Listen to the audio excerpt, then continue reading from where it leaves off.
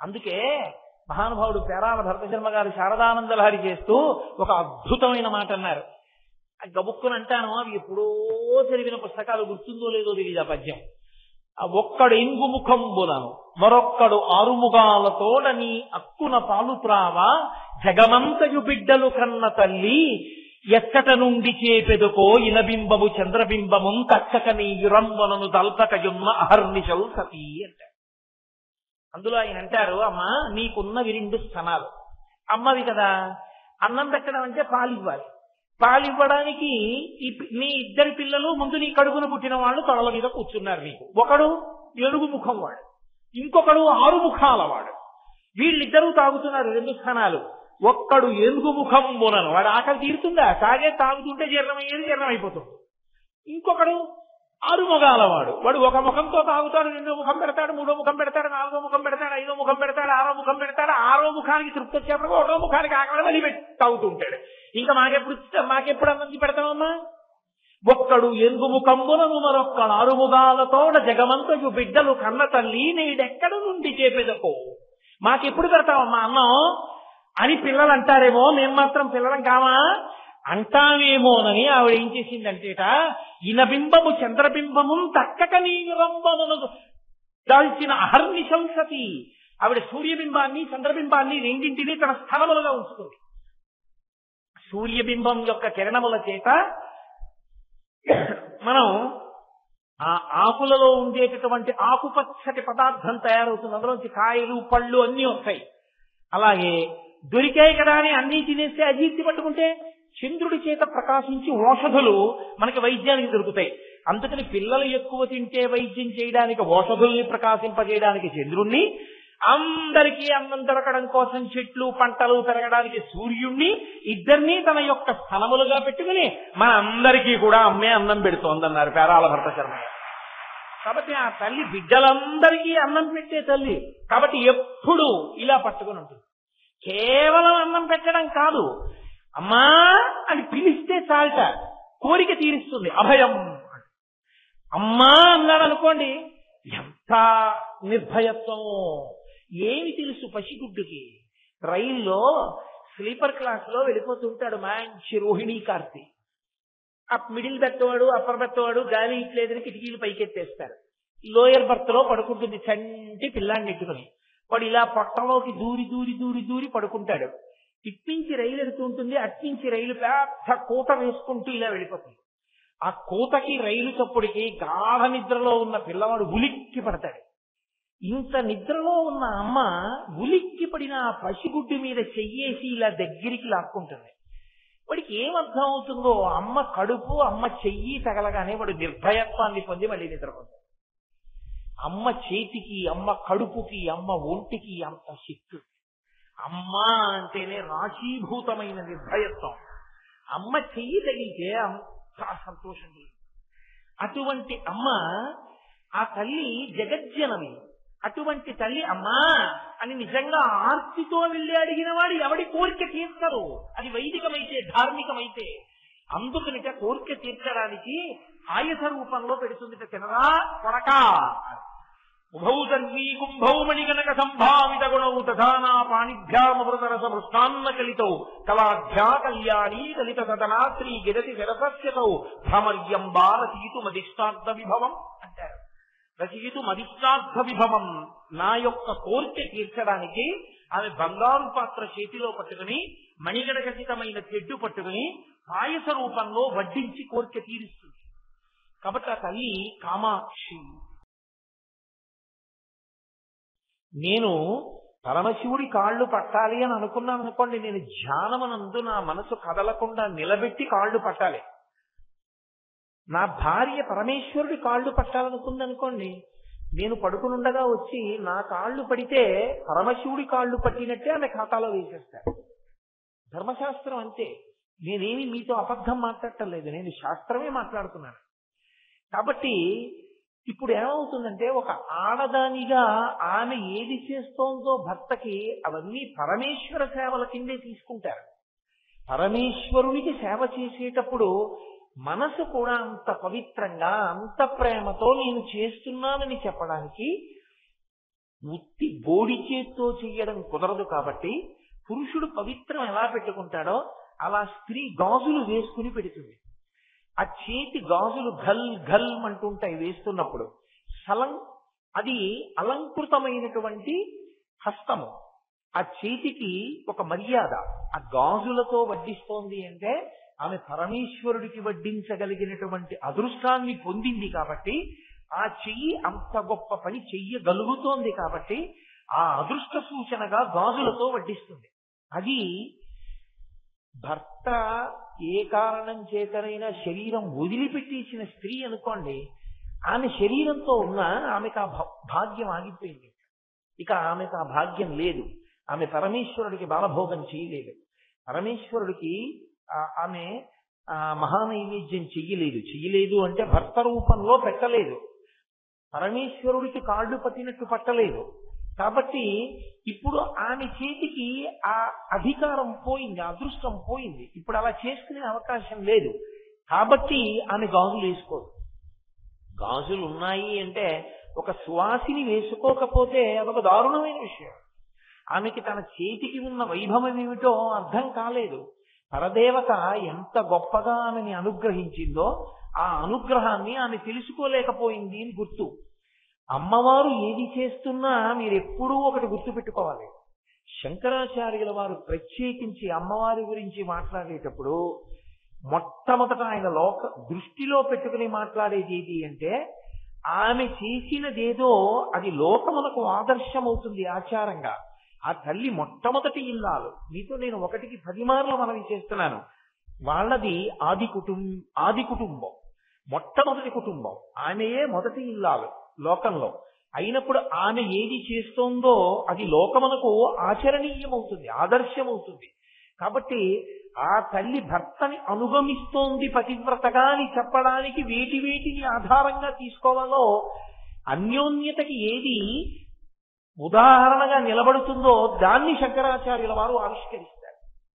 అందుకని జనత్పణత్ కంకణ నూపురాయై, జనత్ అన్న శబ్దంతో కణత్ అన్న శబ్దంతో ఆమె కంకణములు నూపురములు ధ్వని చేస్తున్నాయి. ధ్వని చేస్తున్నాయి అన్న మాటకు అర్థం ఏమిటి? ఎప్పుడు ధ్వని చేస్తాయి? ఇలా ఉండిపోయింది అనుకోండి ఆవిడ, అయితే ఇలా ఉండిపోయింది అనుకోండి, అప్పుడు ధ్వని చేయదు ఇంకా. ఎందుకంటే చెయ్యి కదలదు. చెయ్యి కదలకుండా ఇలా ఉండిపోతే ఏదో అభయముద్రో వరదముద్రో పట్టిందనుకోండి, అప్పుడు ఆ చెయ్యి కదలవలసిన అవసరం లేదు. కదలవలసిన అవసరం లేకపోతే అప్పుడు పరదేవతా స్వరూపంగా నిలబడినట్టు. అప్పుడు దాని వలన గాజులు కదులుతాయి, కంకణములు కదులుతాయి అని చెప్పి ఆవిష్కరించడం కుదరదు. కానీ ఆ తల్లి కంకణముల ధ్వని వినపడుతోంది అంటే ఏమిటి గుర్తు? ఆవిడ చెయ్యి కదులుతోంది. ఆవిడ చెయ్యి కదిలితే దేనికి కదులుతూ ఉండాలి? ఆవిడ చెయ్యి కదిలింది అంటే మీరు ఊహించడానికి అవసరం, ఒక ఇల్లాలుగా ఆవిడ ఏం చేస్తుంటుంది అంటే ఆమె భర్తకి అన్నం పెడుతుంది. భర్తకి అన్నం పెట్టడంలో అందరికన్నా అన్నం పెట్టడం చాలా కష్టం. ఎవరికో తెలుసా అండి? శివుడికి. ఎందుచేత అంటారేమో, ఆయన దగ్గర ఒక చమత్కారం ఉంది. ఆయన నాకు ఆకలేస్తోంది ఇవాళ ఏం వండుతున్నావు అలా ఆయన ఏం అడగడు. ఆయన పెట్టేస్తే తినేస్తాడు. ఆయన వేళక ఆయన ఆకలి వేసే వేళటికి మీరు ఊహించండి, ఒక కుటుంబంగా ఊహించండి కాసేపు. పెట్టకపోతే ఆయన ఏమనడు, అదేటో ఇంకా వంట అవ్వలేదా అలా ఏమనడం. చక్కగా ఓ కపాలం పట్టుకుని పక్కింటి ముందుకు వెళ్ళి నిలబడి భవతి భిక్షాంది అంటే, అయ్యయ్యో అని పక్కింటి ఆవిడ చూసి, అయ్యో అన్నయ్య గారు అదేంటి 2 అని ఆవిడ పెట్టేస్తుంది. పార్వతీదేవి గొప్పతనం ఎక్కడో తెలుసా? ఎన్నడూ పరమశివుడికి అన్నం తినడానికి ఆవిడ వలన ఇబ్బంది రాకుండా చూసుకుంటూ ఉంటుంది. శంకరాచార్యులు వారు దీన్ని సౌందర్యలహరిలో ఒక అద్భుతమైన శ్లోకంలో వర్ణించారు. రణీజిత్వా దైత్యానపహృత శరస్త్రై కవచిభి నివృత్యై చండాంశ త్రిపురహర నిర్మాల్య విముఖై అన్న శ్లోకంలో పరమశివుడు ఎంతగా భక్తికి వశుడవుతాడంటే, భర్తకి భార్యకి ఒక అనుబంధం ఉంటుంది. భర్త ఏ విస్తట్లో తింటాడో అందులో మిగిలినటువంటి పదార్థాన్ని తినే అధికారం స్వతసిద్ధంగా ఉన్నది ఎవరికి అంటే ఒక్క భార్యకే ఉంటుంది. ఉచ్చిష్టం అంటారు. కొంతమంది తెలియక ప్రసాదం అంటుంటారు, తప్పలా అనకూడదు. గురువు గారి ప్రసాదం అంటుంటారు కొంతమంది, తప్పు. గురువు గారి ప్రసాదం అన్న మాట ఎప్పుడు వాడతారంటే గురువు గారి శరీరం వదిలిస్తే వాడతారు. గురోచ్ఛిష్టం అంటే గురువు గారి తినగా మిగిలినది నీకు ఇచ్చారు అని. ఓ పళ్ళ రాశిలో గురువు గారు ఓ పండు తిని ఓ పండు నీకు ఇచ్చారనుకోండి, అప్పుడు ఓ 25 యాపిల్ పళ్ళల్లో ఆయన ఓ పండు తిని మిగిలిన 24 పళ్ళు శిష్యులకి ఇచ్చేస్తే గురువు గారి ప్రసాదం అనకూడదు. గురువు గారి శరీరం వదిలిపెట్టేసిన తర్వాత నైవేద్యం పెట్టి గురువు గారు ఆరాధన పెడితే గురు ప్రసాదం. గురోచ్ఛిష్టం గురువు గారు తినగా మిగిలిన ఇంగిలి. 25 పళ్ళల్లో ఒకటి ఆయన తింటే మిగిలినవి ఇంగిలైనట్టు ఆ రాశి, అప్పుడు ఇచ్చారు గురోచ్ఛిష్టం అన్నారు. అలా భర్తృచ్ఛిష్టం పతి తినగా మిగిలినటువంటి పదార్థము, దీనిని తినడానికి అధికారం ఎవరిది అంటే ఏ ఇంటనైనా సరే అందులో భాగం ఎవరికి ఉండదు. అది స్వతసిద్ధంగా అధికారం ఎవరిదంటే ఒక్క ఆమెదే, ఒక్క భార్యకే చెందుతుంది. ఆవిడికి ఆ అధికారం ఉంటుంది. పైగా ఎంత అధికారం ఉంటుందంటే భర్త తిన్న పళ్ళెంలో ఆకులో కడగకుండా పదార్థాన్ని వడ్డించేసుకుంటారు. వడ్డించుకుని పదార్థాన్ని తినేస్తారు. అప్పుడు అది దేని కిందకు వస్తుందని అన్నారంటే ఈశ్వరుడు తిన్న పాత్రలో తిన్నట్లు. నాకు తెలిసి నా చిన్నతనంలో మా ఇంట్లో అలా తింటూ ఉండేవారు. అది ఏదో అమర్యాద అని కాదు, లేదు అలా ఇష్టం లేకపోతే తినమని నేనేం శాసనం చేయట్లేదు ఎవరిని. నేను అలా ఏదో బలవంత పెట్టి శాస్త్రం చెప్తున్నాను అని మీరు అనుకోకూడదు. నేను పాటించిన వాళ్ళ వైభవాన్ని ప్రకటిస్తున్నాను అని మీరు గమనించవలసి ఉంటుంది. కాబట్టి భర్త తిన్న పాత్రలో తినడం కానీ భర్త తినగా మిగిలినది తినడం కానీ ఎవరి హక్కు? భర్త తినగా మిగిలినది అన్న మాటకు అర్థం ఏమిటో తెలుసా అండి? ఆయన సగం సగం తిని వదిలేసింది మంచిదే, కాదంటలేదు. ఏదో ఆయనకి మీరు ఒక మధుర పదార్థాన్ని వేస్తే అందులో గిల్లుకుని ఆయన సగం తిని సగం వదిలితే భార్య తింది అంటే అందులో దోషం ఏం లేదు. అథవా నా ఉద్దేశ్యం ఏమిటి అంటే భర్త తినగా మిగిలినది అన్నదానికి అర్థం నిజానికి భర్త గారికి పెట్టి తను తినున్నది అని. ఎప్పుడు ఎంగిలి అవుతుందంటే పదార్థాన్ని వండి పదార్థంలో కొంత మీరు ఎవరికైనా వడ్డించారనుకోండి, ఇక దాన్ని నైవేద్యం పెట్టకూడదు. ఎందుచేత అంటే అది ఉచ్ఛిష్టమే లెక్క. అందులో కొంత భాగం ఒకరు తినేస్తే మిగిలినది ఉచ్ఛిష్టం, ఎంగిలే. ఇంకా అందుకే ఆచమన పాత్రని కలశ పాత్రగా పెట్టకూడదు. ఎందుకంటే ఆచమన పాత్రలోంచి ఓం కేశవాయ స్వాహ అని మీరు తాగ్గానే ఎంగిలేంది. అదే కలశ పాత్ర కింద పెట్టేసి మళ్ళీ ఆ నీళ్ళే అభిషేకం చేసేస్తే తప్పు. ఆచమన పాత్ర వేరు, కలశ పాత్ర వేరు. ఉచ్ఛిష్టం అంటే మొదట భర్తకి వడ్డిస్తుంది అని గుర్తుదానికి. మొదట ఆమె భర్తకి వడ్డిస్తుంది, అది ఆమె చేతికున్న గొప్పతనం. అందుకు గాజులు, అది ఆవిడ ప్రేమ. ఆయన ఉచ్ఛిష్టం నేను తింటాను, అప్పుడు నాకు ఐదోతనం, నాకు ఆయుర్దాయం, నాకు వైభవం. ఇప్పుడు భర్త తినేసి వెళ్ళిపోయిన తర్వాత ఆమె తింటుంది. ఇప్పుడు మిగిలిన పదార్థాలన్నీ ఏమవుతాయంటే భర్త గారి యొక్క ఎంగిలి కింద లెక్కలోకి వస్తాయి. అది పరమేశ్వరుడు తినగా మిగిలినటువంటి ఎంగిలి అంటే ఇప్పుడు అది ప్రసాదం. ఆ భావన చేత అది ప్రసాదం కాబట్టి ఇప్పుడు తీసుకుంటుంది ఆవిడ. అలా పార్వతీదేవి అటువంటి నియమాన్ని అనుసరిస్తుంది. అందుకే శాస్త్రంలో శివుడు అన్నం తిన్నాడు అని ఎలా చెప్పచ్చు అని అడిగారు. పార్వతీదేవి తాంబూలం వేసుకుంటే. పార్వతీదేవి తాంబూలం ఎప్పుడు వేసుకుంటుంది? ఆవిడే భోజనం చేసి. ఆవిడ తాంబూలం వేసేసుకుంది అంటే గుర్తు పార్వతీదేవి అన్నం తినేసింది కాదు, పరమశివుడు అన్నం తినేశాడని. ఆయన తినేశాక ఆవిడ తినేసి తాంబూలం వేసుకుంది. అలా ఎందుకు వేసుకోవడం అంటే సువాసిని తాంబూలం వేసుకోకుండా ఉండకూడదు, తాంబూల చర్వణం చెయ్యాలి తప్పకుండా. కాబట్టి తాంబూలం వేసుకుంటుంది ఆవిడ. మీకు ఇవన్నీ ఏవి ఉత్తినే వచ్చాయి అనుకోకండి, ఇవన్నీ పరమ యథార్థమైనటువంటి ధార్మిక విషయాలు. అందుకని ఇప్పుడు ఆవిడ చేతి జనత్వనత్కంకణను పురాయై శంకరాచార్యుల వారు అమ్మవారి యొక్క కంకణముల వెనక ఎంత చెప్తున్నారంటే ఆయన చెప్పకుండా ధ్వనిని చెప్తున్నారు.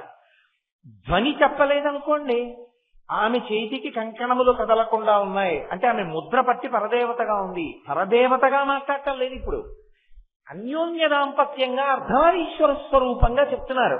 అర్ధనారీశ్వర స్వరూపంగా ఉన్నప్పుడు ఆమె ఆయనని ఎలా అనుగమిస్తోందో చెప్పకుండా చెప్పడం. ధనొస్తోందంటే చేయి కదులుతోంది, చేయి కదులుతోందంటే ఆయనకి అన్నం పెడుతుంది, అన్నం పెడుతోందంటే పండినేసి పెట్టడం, ఆయనతో కలిసి కూర్చుని తింటూ పెట్టడం అలా ఉండదు. ఆయనకి పెట్టి తాను తింటాడు. నేను శాస్త్రం ఒక్కటే చెప్తున్నాను, నేను ఇలా చెయ్యాలి అని అంటలేదు. అలా చెయ్యాలని నేర్చుకుంటే సంతోషిస్తాను. అలా చెయ్యని వాళ్ళని మీరు ఎవరైనా చెయ్యరా అని అడిగి విమర్శిస్తానని మాత్రం మీరు అనుకోవద్దు. అది నా లక్ష్యం కాదు. నా లక్ష్యం ఉన్నది ఉన్నట్లు మాట్లాడడం ఒక్కటే, అంతే, అంతవరకే. కాబట్టి ఆమె ఇప్పుడు భర్తకి అన్నం పెట్టింది, అంత అందంగా అన్నం పెట్టింది. అంటే తన అదృష్టమేమో తాను తెలుసుకుంది. ఆ చేతికి గాజులు ఎందుకు వేసుకోవాలో వేసుకుని అన్నం పెట్టింది. రెండవది ఎవరికి పెడుతుంది? బిడ్డలకి పెడుతుంది. బిడ్డలంటే నాకంటే ఏదో 2 పిల్లలు, నా భార్య వాళ్ళిద్దరికీ పెడుతుంది. అమ్మవారు ఎవరికి పెడుతుంది? ఆవిడ ఎవరికి పెట్టాలి అన్నం పెడితే? గణపతికి, సుబ్రహ్మణ్యుడికా? ఆవిడ ఆ బ్రహ్మకీట జనని, ఆవిడ సమస్త జీవులకు ఆవిడ తల్లి. కాబట్టి ఇప్పుడు ఆవిడ అన్నం ఎవరికి పెడుతుంది? మనందరికీ ఆవిడే పెడుతుంది. మనందరికీ అన్నం పెట్టడం అంటే ఆవిడ చేతి గాజుల గలగల ఆగుతుందా అసలు? మిగిలిన ఏ ఇంట్లోనైనా ఇల్లాలి గాజుల చప్పుడు ఆగుతుంది, కొంతసేపు పడుకుంటుంది.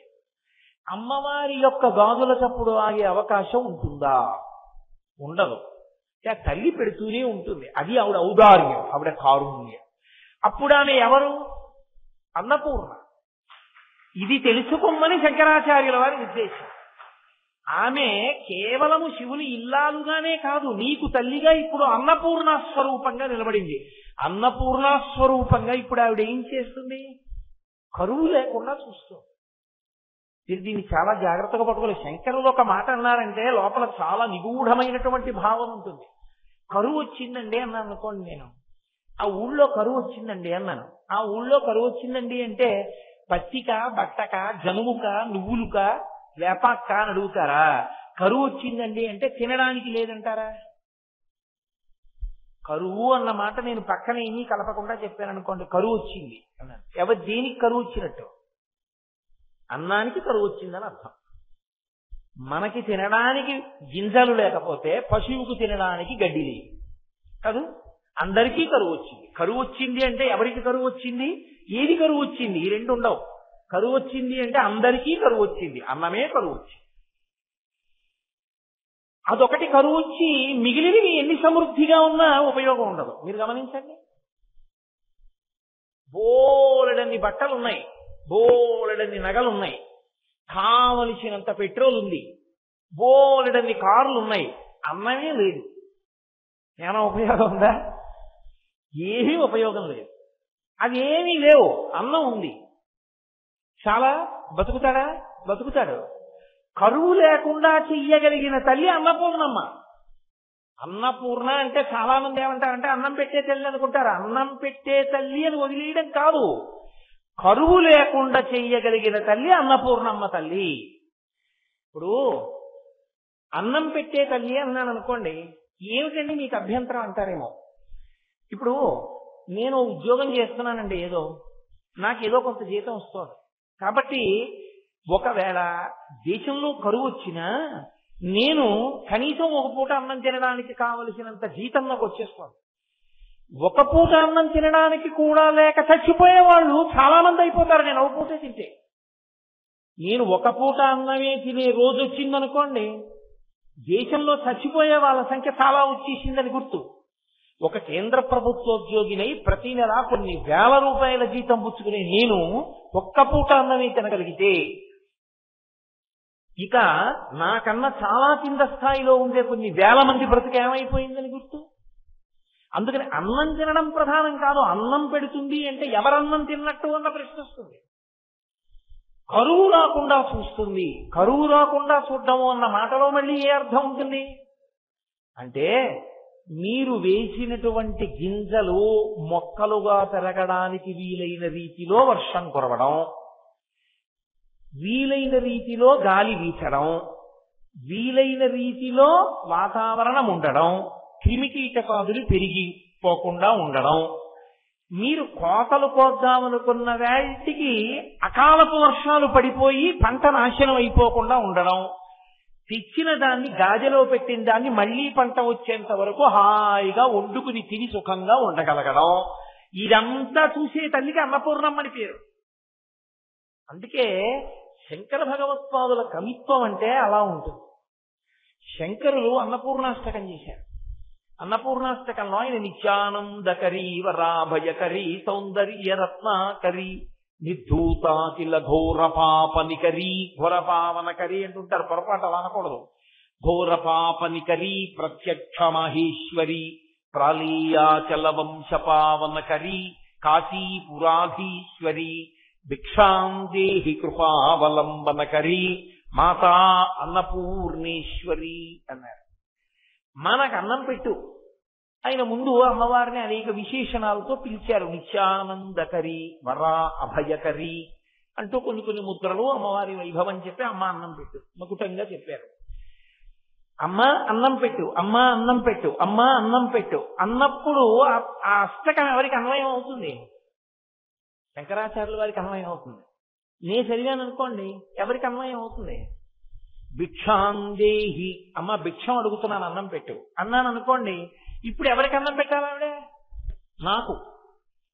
ఇలా ఎవడి మానాన వాడు అమ్మవారి దగ్గరికి వెళ్ళి అష్టకం చదివిన వాడు ఒక్కడే అన్నం పెట్టించుకుంటే మిగిలిన వాళ్ళ పరిస్థితి? నీ ఇంట నీ భార్య ఉంది, నీ ఇంట నీ బిడ్డలున్నారు, నీ ఇంట అన్నదమ్ములు ఉన్నారు, నీ ఇంట అక్క చెల్లెళ్ళు ఉన్నారు, వాళ్ళెవ్వరికీ లేదు, నువ్వు ఒక్కడివే తినగలవా? తినలేవుగా. ఏదైనా తింటే కలిసి తినాలందరూ కదూ. అందుకే శంకరులు అన్నారు, ఒక మాట అన్నారు, అది శంకరాచార్యుల వారి యొక్క విశాల హృదయము.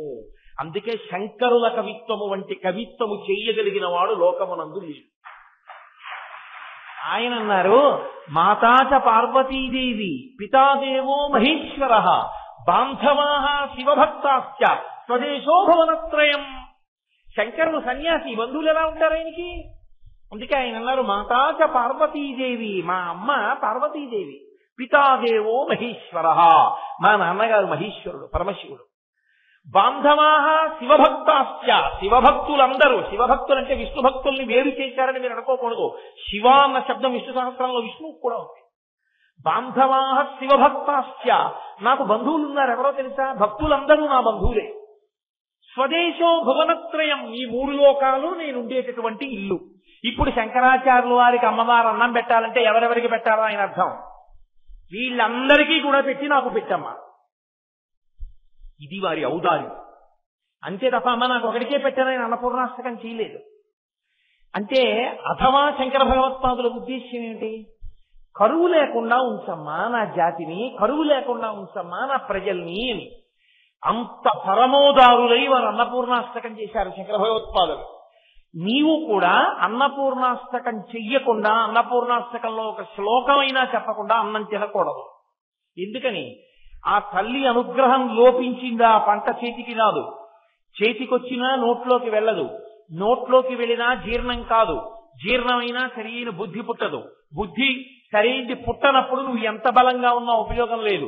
నీకు మంచి బుద్ధి ఉన్నా శరీరంలో బలం లేనప్పుడు దైశానికి పనికిరావు. అన్నీ ఉండాలంటే ఆవిడ అనుగ్రహం ఉండాలి. అన్నము తిన్నది రక్తంగా మారి సప్తధాతువులుగా మారి 10 మందికి పనికొచ్చేలా నీ బ్రతుకు ఉండాలంటే అన్నపూర్ణమ్మ యొక్క అనుగ్రహం ఉండాలి. అందుకే ఆ అన్నపూర్ణ అన్న మాటకు అర్థం ఏమిటంటే కరువు లేకుండా చేయగలిగిన తల్లి. ఇప్పుడు అయ్యా ఆవిడ అలా చేస్తుందిరా, ఆవిడ దగ్గరికి వెడితే ఆవిడ పెడుతుంది, అలాగా పెట్టగలదు, ఆవిడ దగ్గరికి వెళ్ళు అన్నారు అనుకోండి, లోకంలో కొంతమందిలో ఒక అభిజాత్యం ఉంటుంది. ఏమిటండి బొత్తిగా ఆడది, ఆవిడ దగ్గరికి వెళ్ళి అలా అడగడం ఏమిటండి, పెట్టించుకోవడం ఏంటండి, బాగుంటుందా? నేను అడిగితే ఇంకో మగాడిని అడుగుతాను కానండి, అలా ఆడవాళ్ళ దగ్గరికి వెళ్ళి అన్నం పెట్టని చేయి చాపి నేను అలా అడగనండి అంటాడు. ఒరే నువ్వే పాటి మగాడివి? మగాళ్ళకి మగాడిని, మొదటి మగాడిని నేనే లోకంలో, నేనే వెళ్ళి అడుగుతున్నాను చేయి చాపి మా ఆవిడ దగ్గర, నీకేం కష్టం? నాన్నగారే నిల్చున్నప్పుడు పిల్లలకి కష్టమా? ముందు ఆయనే వెళ్ళి నిల్చున్నాడు ఆదిభిక్షు. ఆయన వెళ్ళి నిలబడితే అమ్మ ముందు ఆయనకి పెట్టింది. ఎందుకని? భర్తకి పెట్టి కదా బిడ్డలకి పెడుతుంది. అందుకని మొదట పెట్టింది ఆయనకి, తర్వాత పెట్టింది మనకి. ఆయనకి పెడుతున్న మూర్తి ఇంట్లో ఉందంటే మనకి తర్వాత పెట్టేస్తోందని గుర్తు. ఆయనకే పెడుతోందండి మాకెప్పుడు పెట్టదా అని అనకూడదు.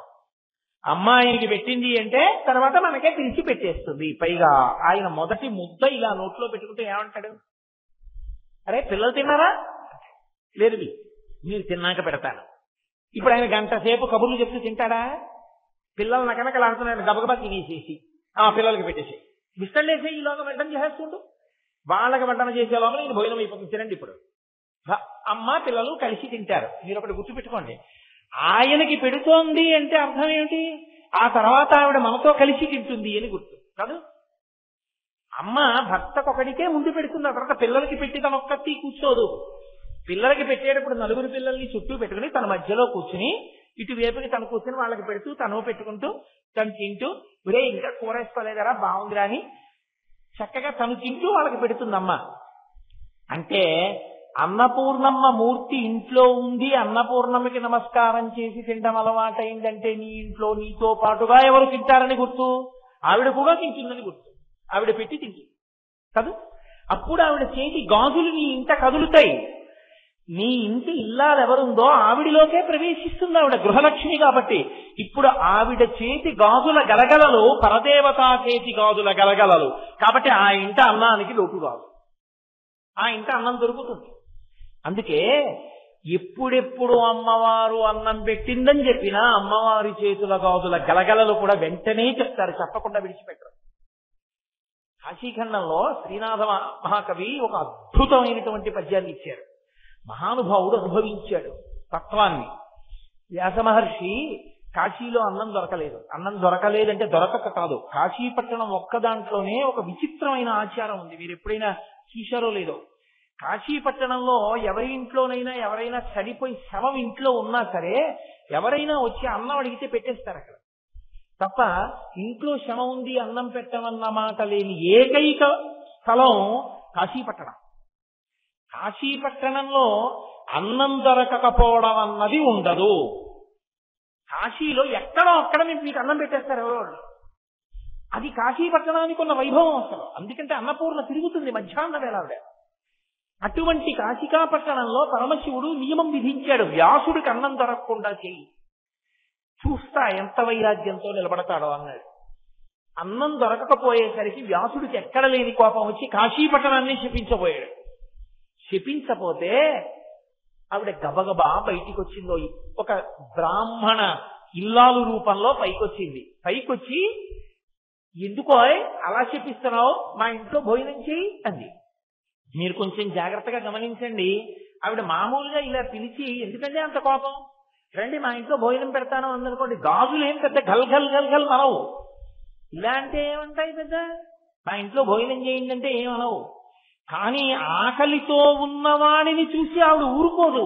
అందుకే శ్రీనాథుడి నోటి వెంట వచ్చిన పద్యం ఏం పడిందో తెలుసా అండి?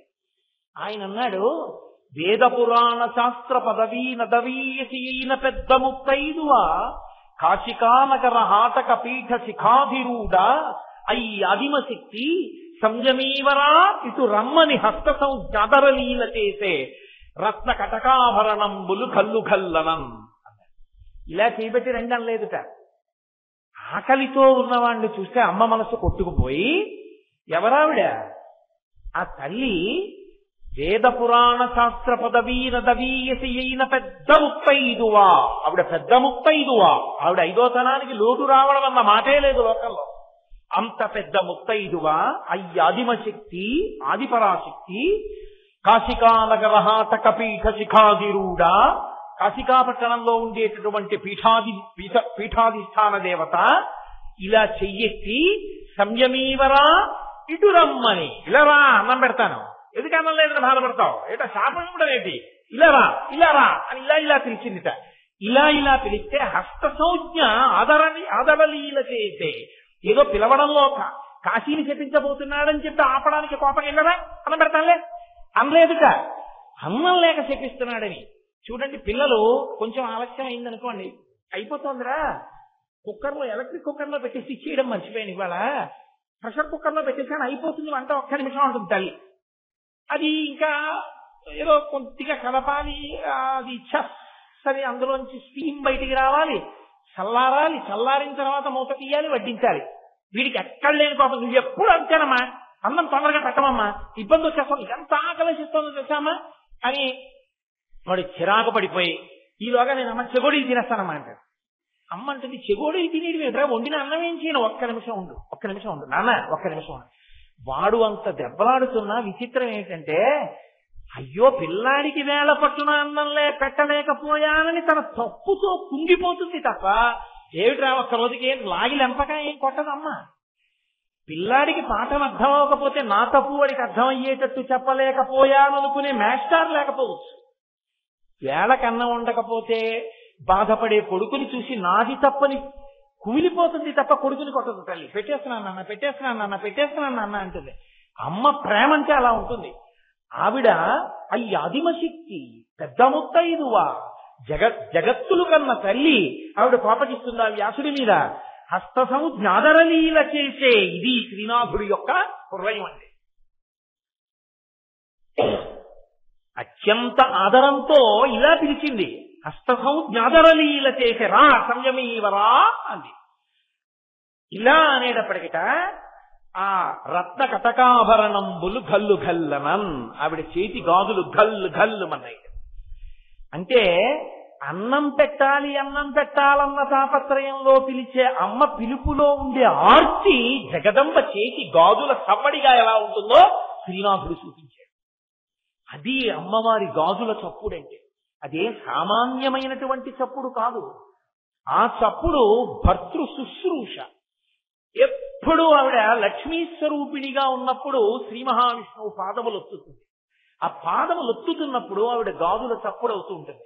మీరు సుప్రభాతంలో వింటారుగా, లక్ష్మీ మహీతను రూప నిజానుభావ నీలాది దివ్య మహిషీకర పల్లవానాం ఆరుణ్య సంక్రమణ కిలసాంద్ర రాగౌ శ్రీ వెంకటేశ చరణౌ శరణం ప్రపద్యే. నేనైతే అంటాను, గురువు గారి పాదముల దగ్గర వంగి నమస్కరించినటువంటి తలా చేతిలో ఉన్న పురుషుడు, భర్త కాళ్ళు ఒక్కసారి కూడా పట్టని భార్య, వీళ్ళిద్దరి జన్మ నిరర్థకం. పురుషుడిగా వాడికి గౌరవం ఎప్పుడంటే గురువు గారి దగ్గర వంగి గురుపాదములకు నమస్కరించినప్పుడే అసలు ఆ శరీరానికి ఒక అందం, గౌరవం. స్త్రీకి అందం, గౌరవం ఎప్పుడంటే జన్మలో భర్త కాళ్ళు పట్టినప్పుడే, ఆ చేతులు ఈశ్వరుడు ఇచ్చినందుకు, ఆ చేతులకి గాజులు ఉన్నందుకు అందం. కాబట్టి లక్ష్మీదేవంతటిది గాజులు గల్లు గల్లు అనబడేటట్టుగా ఆమె భర్త యొక్క కాళ్ళు పడుతోంది. కాబట్టి ఆ తల్లి బిడ్డలకి అన్నం పెడుతోంది, ఆ తల్లి భర్తకి అన్నం పెడుతోంది. బిడ్డలకి అన్నం పెట్టడంలో కూడా మీకు ఒక విచిత్రం ఉంటుంది. ఇంట్లో తండ్రికి కనపడితే దెబ్బలాడతాడని తప్పు పనులు చేయడానికి అలవాటు పడిపోయిన కొడుకు అందరూ అన్నం తినేవారికి రాకుండా, రాత్రి 8ంటికి భోజనం చేస్తారంటే నాన్నగారు లేచి ఉంటారని రాకుండా, నాన్నగారు పడుకున్నాక వెడదామని రాత్రి 10ంటికి ఇంట్లోకి వచ్చి మెల్లగా తలుపు తీసుకుని లోపల ప్రవేశించి వంటింట్లోకి వెళ్ళి ఆకలితో ఏదో కనపడింది తిని పడుకుండిపోతాడేమోనని భర్తతోటి నాకు కొద్దిగా పనుంది సర్దుకుని వచ్చేస్తాను మీరు పడుకోండి అని చెప్పేసి, ఆ కొడుకు వచ్చే వరకు చీకట్లోనే ఎక్కడో ఉండి వాడు వచ్చి వంటింట్లోకి వెళ్ళి లైట్ వేసుకుని గబగబా ఏదో దొరికింది తింటుంటే వచ్చి తిట్టకుండా తిడితే అన్నం తినడని కూర్చోపెట్టి వాడికి అన్నీ వేసి అన్నం పెట్టి వాడు పెరుగన్నంలోకి వచ్చేసిన తర్వాత ఏడుస్తుందమ్మ. అది అమ్మ అంటే. అందుకే లోకంలో దరిద్రం అన్నది ఏదైనా ఉంటే అమ్మ లేనివాడే దరిద్రుడు తప్ప మిగిలిన వాడు దరిద్రుడు కాదు. కాబట్టి అమ్మ అంటేనే అంత ప్రేమ. 10 మందిలో బస్సులో వెడుతూ పిల్లాడికి పాలు పడుతుంది, ఏదైనా మర్చిపోతుందేమో కానీ పాల సీసా ఒక్కటి పట్టుకొచ్చి బస్సులో పాల సీసా నోట్లో పెట్టి పాలు పెట్టే తల్లిని నాకు చూపించండి. ఆ పాల సీసాకి ఒక రంగు గుడ్డ ఒకటి పైన గలీబు కింద కట్టేస్తుంది. ఎందుకని? అందులో ఎన్ని పాలున్నాయో చూస్తే పిల్లాడు తాగిన ఇన్ని పాలని ఎవరి కనురాపు తగులుతుందో అని ఓ గలీబు తొడిగి పాలు పట్టేస్తుంది తప్ప అందరికీ తెలిసేలా ఎన్ని పాలు తాగాడో తెలియకుండా చూసుకుంటుంది. అది అమ్మ. నువ్వు ఏం చేశావని నీకు పట్టింది ఆ రోజున? ఆ అమ్మని అమ్మాని పిలిచి అమ్మకి నమస్కరించని బ్రతుకొక బ్రతుక. ఇక అమ్మకి కజ్జినం పెట్టని వాడు, అమ్మకి అన్నం పెట్టని వాడు, వీళ్ళిద్దరిని నమ్మి ఎలా స్నేహం చేస్తాను? అంత చేసిన తల్లినే చూడని వాడిని నేను నమ్మనా? వాడిని దగ్గర పెట్టుకోనా? వాడు నాకు చేస్తాడా? వాడు నా పక్కన సరిగా ఉంటాడని ఏం నమ్మకం? అందుకే ప్రపంచంలో ఎవరినైనా నమ్మచ్చు, కానీ అమ్మని చూడని వాడిని మాత్రం ఎప్పుడూ నమ్మకం. వాడు కృతజ్ఞుడు, వాడికి నిష్కృతి లేదు ఇక జీవితంలో. అందుకే వాకాటి పాండురంగారావు గారు దిక్సూచి వ్యాసాలు రాస్తూ, one who says thanks to his mother and wife is the biggest pool on the face of the earth అని రాశారు. తల్లికి భార్యకి థ్యాంక్స్ నువ్వు ఏమిచ్చి చెప్తావు? ఎక్కడో పుట్టిన పిల్ల ఇంటి పేరు వదిలేసింది, వంశం వదిలేసింది, తల్లిదండ్రులను వదిలేసింది, తన వాళ్ళను వదిలేసింది, నిన్ను నమ్మి సముద్రాలు దాటి దేశాలు దాటి వెళ్ళిపోయి నీతో ఉండి నీ తేజస్సుని తను పుచ్చుకుని నీ ఇంటి పేరుతో కొడుకుని కంది. తన తండ్రి ఇంటి పేరు అనలేదు, తన తల్లి ఇంటి పేరు అనలేదు, మామగారికి మనవణ్ణి ఇచ్చానంది. అటువంటి భార్యకి నువ్వు ఏమిచ్చి థ్యాంక్స్ చెప్తావు? అసలు ఆమెకి థ్యాంక్స్ అన్న మాట చెప్పడం కుదురుతుందా? కుదరదు. థ్యాంక్స్ అన్న మాట భార్య దగ్గర అన్నాడు అంటే వాడు అయోగ్యుడు. భార్యకి తల్లికి థ్యాంక్స్ చెప్పలేరు. నువ్వు స్త్రీ పక్షపాతివి అని అనుకోకండి, నేను శాస్త్రపక్షపాతి, నేను ఉన్న యథార్థం మాట్లాడుతున్నాను. కాబట్టి ఆ తల్లి జగదంబ బిడ్డలకి అన్నం పెడుతుంది. ఆ తల్లి ఆబ్రహ్మకీట జనని, నాకు మీకు కాదు, చరాచర ప్రపంచంలో ఉన్న సమస్త ప్రాణులకు అన్నం పెడుతుంది. అందుకే మహానుభావుడు పేరాల భరతశర్మ గారు శారదానందలహరి చేస్తూ ఒక అద్భుతమైన మాట అన్నారు. గబుక్కుని అంటాను, అవి ఎప్పుడో చదివిన పుస్తకాలు గుర్తుందో లేదో తెలియదు. ఆ పద్యం, ఒక్కడు ఇంగుముఖంబులను మరొక్కడు ఆరుముగాలతోడని అక్కున పాలుత్రావా జగమంతయు బిడ్డలు కన్న తల్లి ఎక్కట నుండి చేపెదుకో ఇనబింబము చంద్రబింబము తక్కక నీ యురంబనను దల్పకయున్న అహర్నిశౌ సతీ అంటారు. అందులో ఆయన అంటారు, అమ్మ నీకున్నవి 2 స్థనాలు. అమ్మవి కదా, అన్నం పెట్టడం అంటే పాలివ్వాలి. పాలివ్వడానికి నీ ఇద్దరి పిల్లలు ముందు నీ కడుపున పుట్టిన వాళ్ళు తొడల మీద కూర్చున్నారు నీకు. ఒకడు 7 ముఖం వాడు, ఇంకొకడు 6 ముఖాల వాడు. వీళ్ళిద్దరూ తాగుతున్నారు 2 స్థానాలు. ఒక్కడు 7 ముఖంబునను, వాడు ఆకలి తీరుతుందా? తాగుతుంటే జీర్ణమైపోతుంది. ఇంకొకడు 6 ముఖాల వాడు, వాడు 1 ముఖంతో తాగుతాడు, 2వ ముఖం పెడతాడు, 3వ ముఖం పెడతాడు, 4వ ముఖం పెడతాడు, 5వ ముఖం పెడతాడు, 6వ ముఖం పెడతాడు. 6వ ముఖానికి తృప్తి వచ్చేప్పుడు 1వ ముఖానికి ఆకలి మళ్ళీ తాగుతుంటాడు. ఇంకా మాకెప్పుడు అన్నం పెడతామమ్మా? ఒక్కడు 7 ముఖంబునను మరొక్కడు 6 ముఖాలతోడ జగమంతయు బిడ్డలు కన్న తల్లి నేడెక్కడ నుండి చేపెదకో, మాకెప్పుడు పెడతావమ్మా అన్నం అని పిల్లలు అంటారేమో. మేము మాత్రం పిల్లలం కామా అంటామేమోనని ఆవిడ ఏం చేసిందంటేట, ఇనబింబము చంద్రబింబము తక్కక నీ రంబమును దాల్చిన అహర్నిశం సతి. ఆవిడ సూర్యబింబాన్ని చంద్రబింబాన్ని రెండింటినీ తన స్థలములుగా ఉంచుకుంది. సూర్యబింబం యొక్క కిరణముల చేత మనం ఆ ఆకులలో ఉండేటటువంటి ఆకుపచ్చటి పదార్థం తయారవుతుంది. అందులోంచి కాయలు పళ్ళు అన్నీ వస్తాయి. అలాగే దొరికాయి కదా అని అన్నీ తినేస్తే అజీర్తి పట్టుకుంటే చంద్రుడి చేత ప్రకాశించి ఔషధులు మనకి వైద్యానికి దొరుకుతాయి. అందుకని పిల్లలు ఎక్కువ తింటే వైద్యం చేయడానికి ఔషధుల్ని ప్రకాశింపజేయడానికి చంద్రుణ్ణి, అందరికీ అన్నం దొరకడం కోసం చెట్లు పంటలు పెరగడానికి సూర్యుణ్ణి, ఇద్దరినీ తన యొక్క స్థలములుగా పెట్టుకుని మన అందరికీ కూడా అమ్మే అన్నం పెడుతోందన్నారు పేరాల భరతశర్మ. కాబట్టి ఆ తల్లి బిడ్డలందరికీ అన్నం పెట్టే తల్లి. కాబట్టి ఎప్పుడు ఇలా పట్టుకుని ఉంటుంది. కేవలం అన్నం పెట్టడం కాదు, అమ్మా అని పిలిస్తే చాలట, కోరిక తీరుస్తుంది. అభయం అమ్మా అన్నాడు అనుకోండి, ఎంత నిర్భయత్వమో. ఏమి తెలుసు పసిగుడ్డుకి? రైల్లో స్లీపర్ క్లాస్ లో వెళ్ళిపోతుంటాడు మంచి రోహిణీ కార్తీ. ఆ మిడిల్ బెర్త్ వాడు అప్పర్ బెర్త్ వాడు గాలి ఇట్లేదని కిటికీలు పైకెత్తేస్తారు. లోయర్ బెర్త్ లో పడుకుంటుంది చంటి పిల్లాన్ని ఎట్టుకుని. వాడు ఇలా పొట్టలోకి దూరి దూరి దూరి దూరి పడుకుంటాడు. ఇట్నుంచి రైలు ఎడుతూ ఉంటుంది, అట్నుంచి రైలు పెద్ద కూత వేసుకుంటూ ఇలా వెళ్ళిపోతుంది. ఆ కూతకి రైలు చప్పుడికి గాఢ నిద్రలో ఉన్న పిల్లవాడు ఉలిక్కి పడతాడు. ఇంత నిద్రలో ఉన్న అమ్మ ఉలిక్కి పడిన ఆ పసిగుడ్డు మీద చెయ్యేసి ఇలా దగ్గరికి లాక్కుంటుంది. వాడికి ఏమర్థం అవుతుందో, అమ్మ కడుపు అమ్మ చెయ్యి తగలగానే వాడు నిర్భయత్వాన్ని పొంది మళ్ళీ నిద్రపోతాడు. అమ్మ చేతికి అమ్మ కడుపుకి అమ్మ ఒంటికి అంత శక్తి. అమ్మ అంటేనే రాశీభూతమైన నిర్భయత్వం. అమ్మ చెయ్యి తగిలితే అంత సంతోషం. అటువంటి అమ్మ, ఆ తల్లి జగజ్జనని. అటువంటి తల్లి అమ్మా అని నిజంగా ఆర్తితో వెళ్ళి అడిగిన వాడు ఎవడి కోరిక తీర్చరు, అది వైదికమైతే ధార్మికమైతే. అందుకనిట కోరిక తీర్చడానికి ఆయుధ రూపంలో పెడుతుందిట. తినరా కొడకా, ఉభౌ తన్వీ కుంభౌ మణిగణక సంభావిత గుణౌ తథానా పాణిభ్యామృతరస మృష్టాన్న కలితౌ కళాఢ్యా కళ్యాణీ కలిత సదనాత్రీ గిరతి శరసస్యతౌ భ్రమర్యం బాలతీతు మదిష్టార్థ విభవం అంటారు.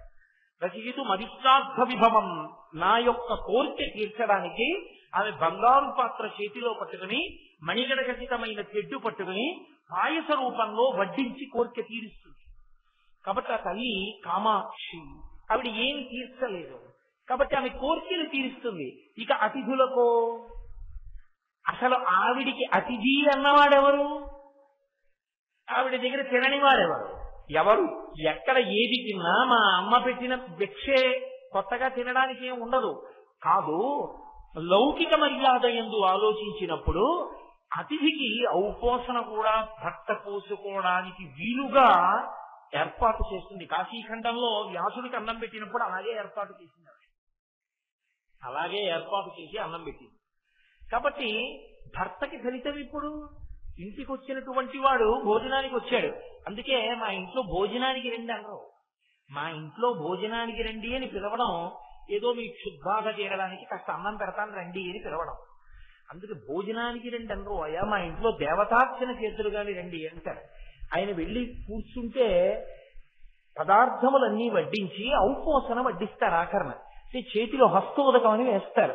హస్తోదకం వేసినప్పుడు చేతిలో వేసి వదలరు, ఓ మాట చెప్తారు. ఆయన చక్కగా ఎంతో శివభక్తుడు, పరమేశ్వరుడు అంటే ఎంతో ప్రీతి ఉన్నవాడు, అగ్ని విష్ణుద్వేషికాడు.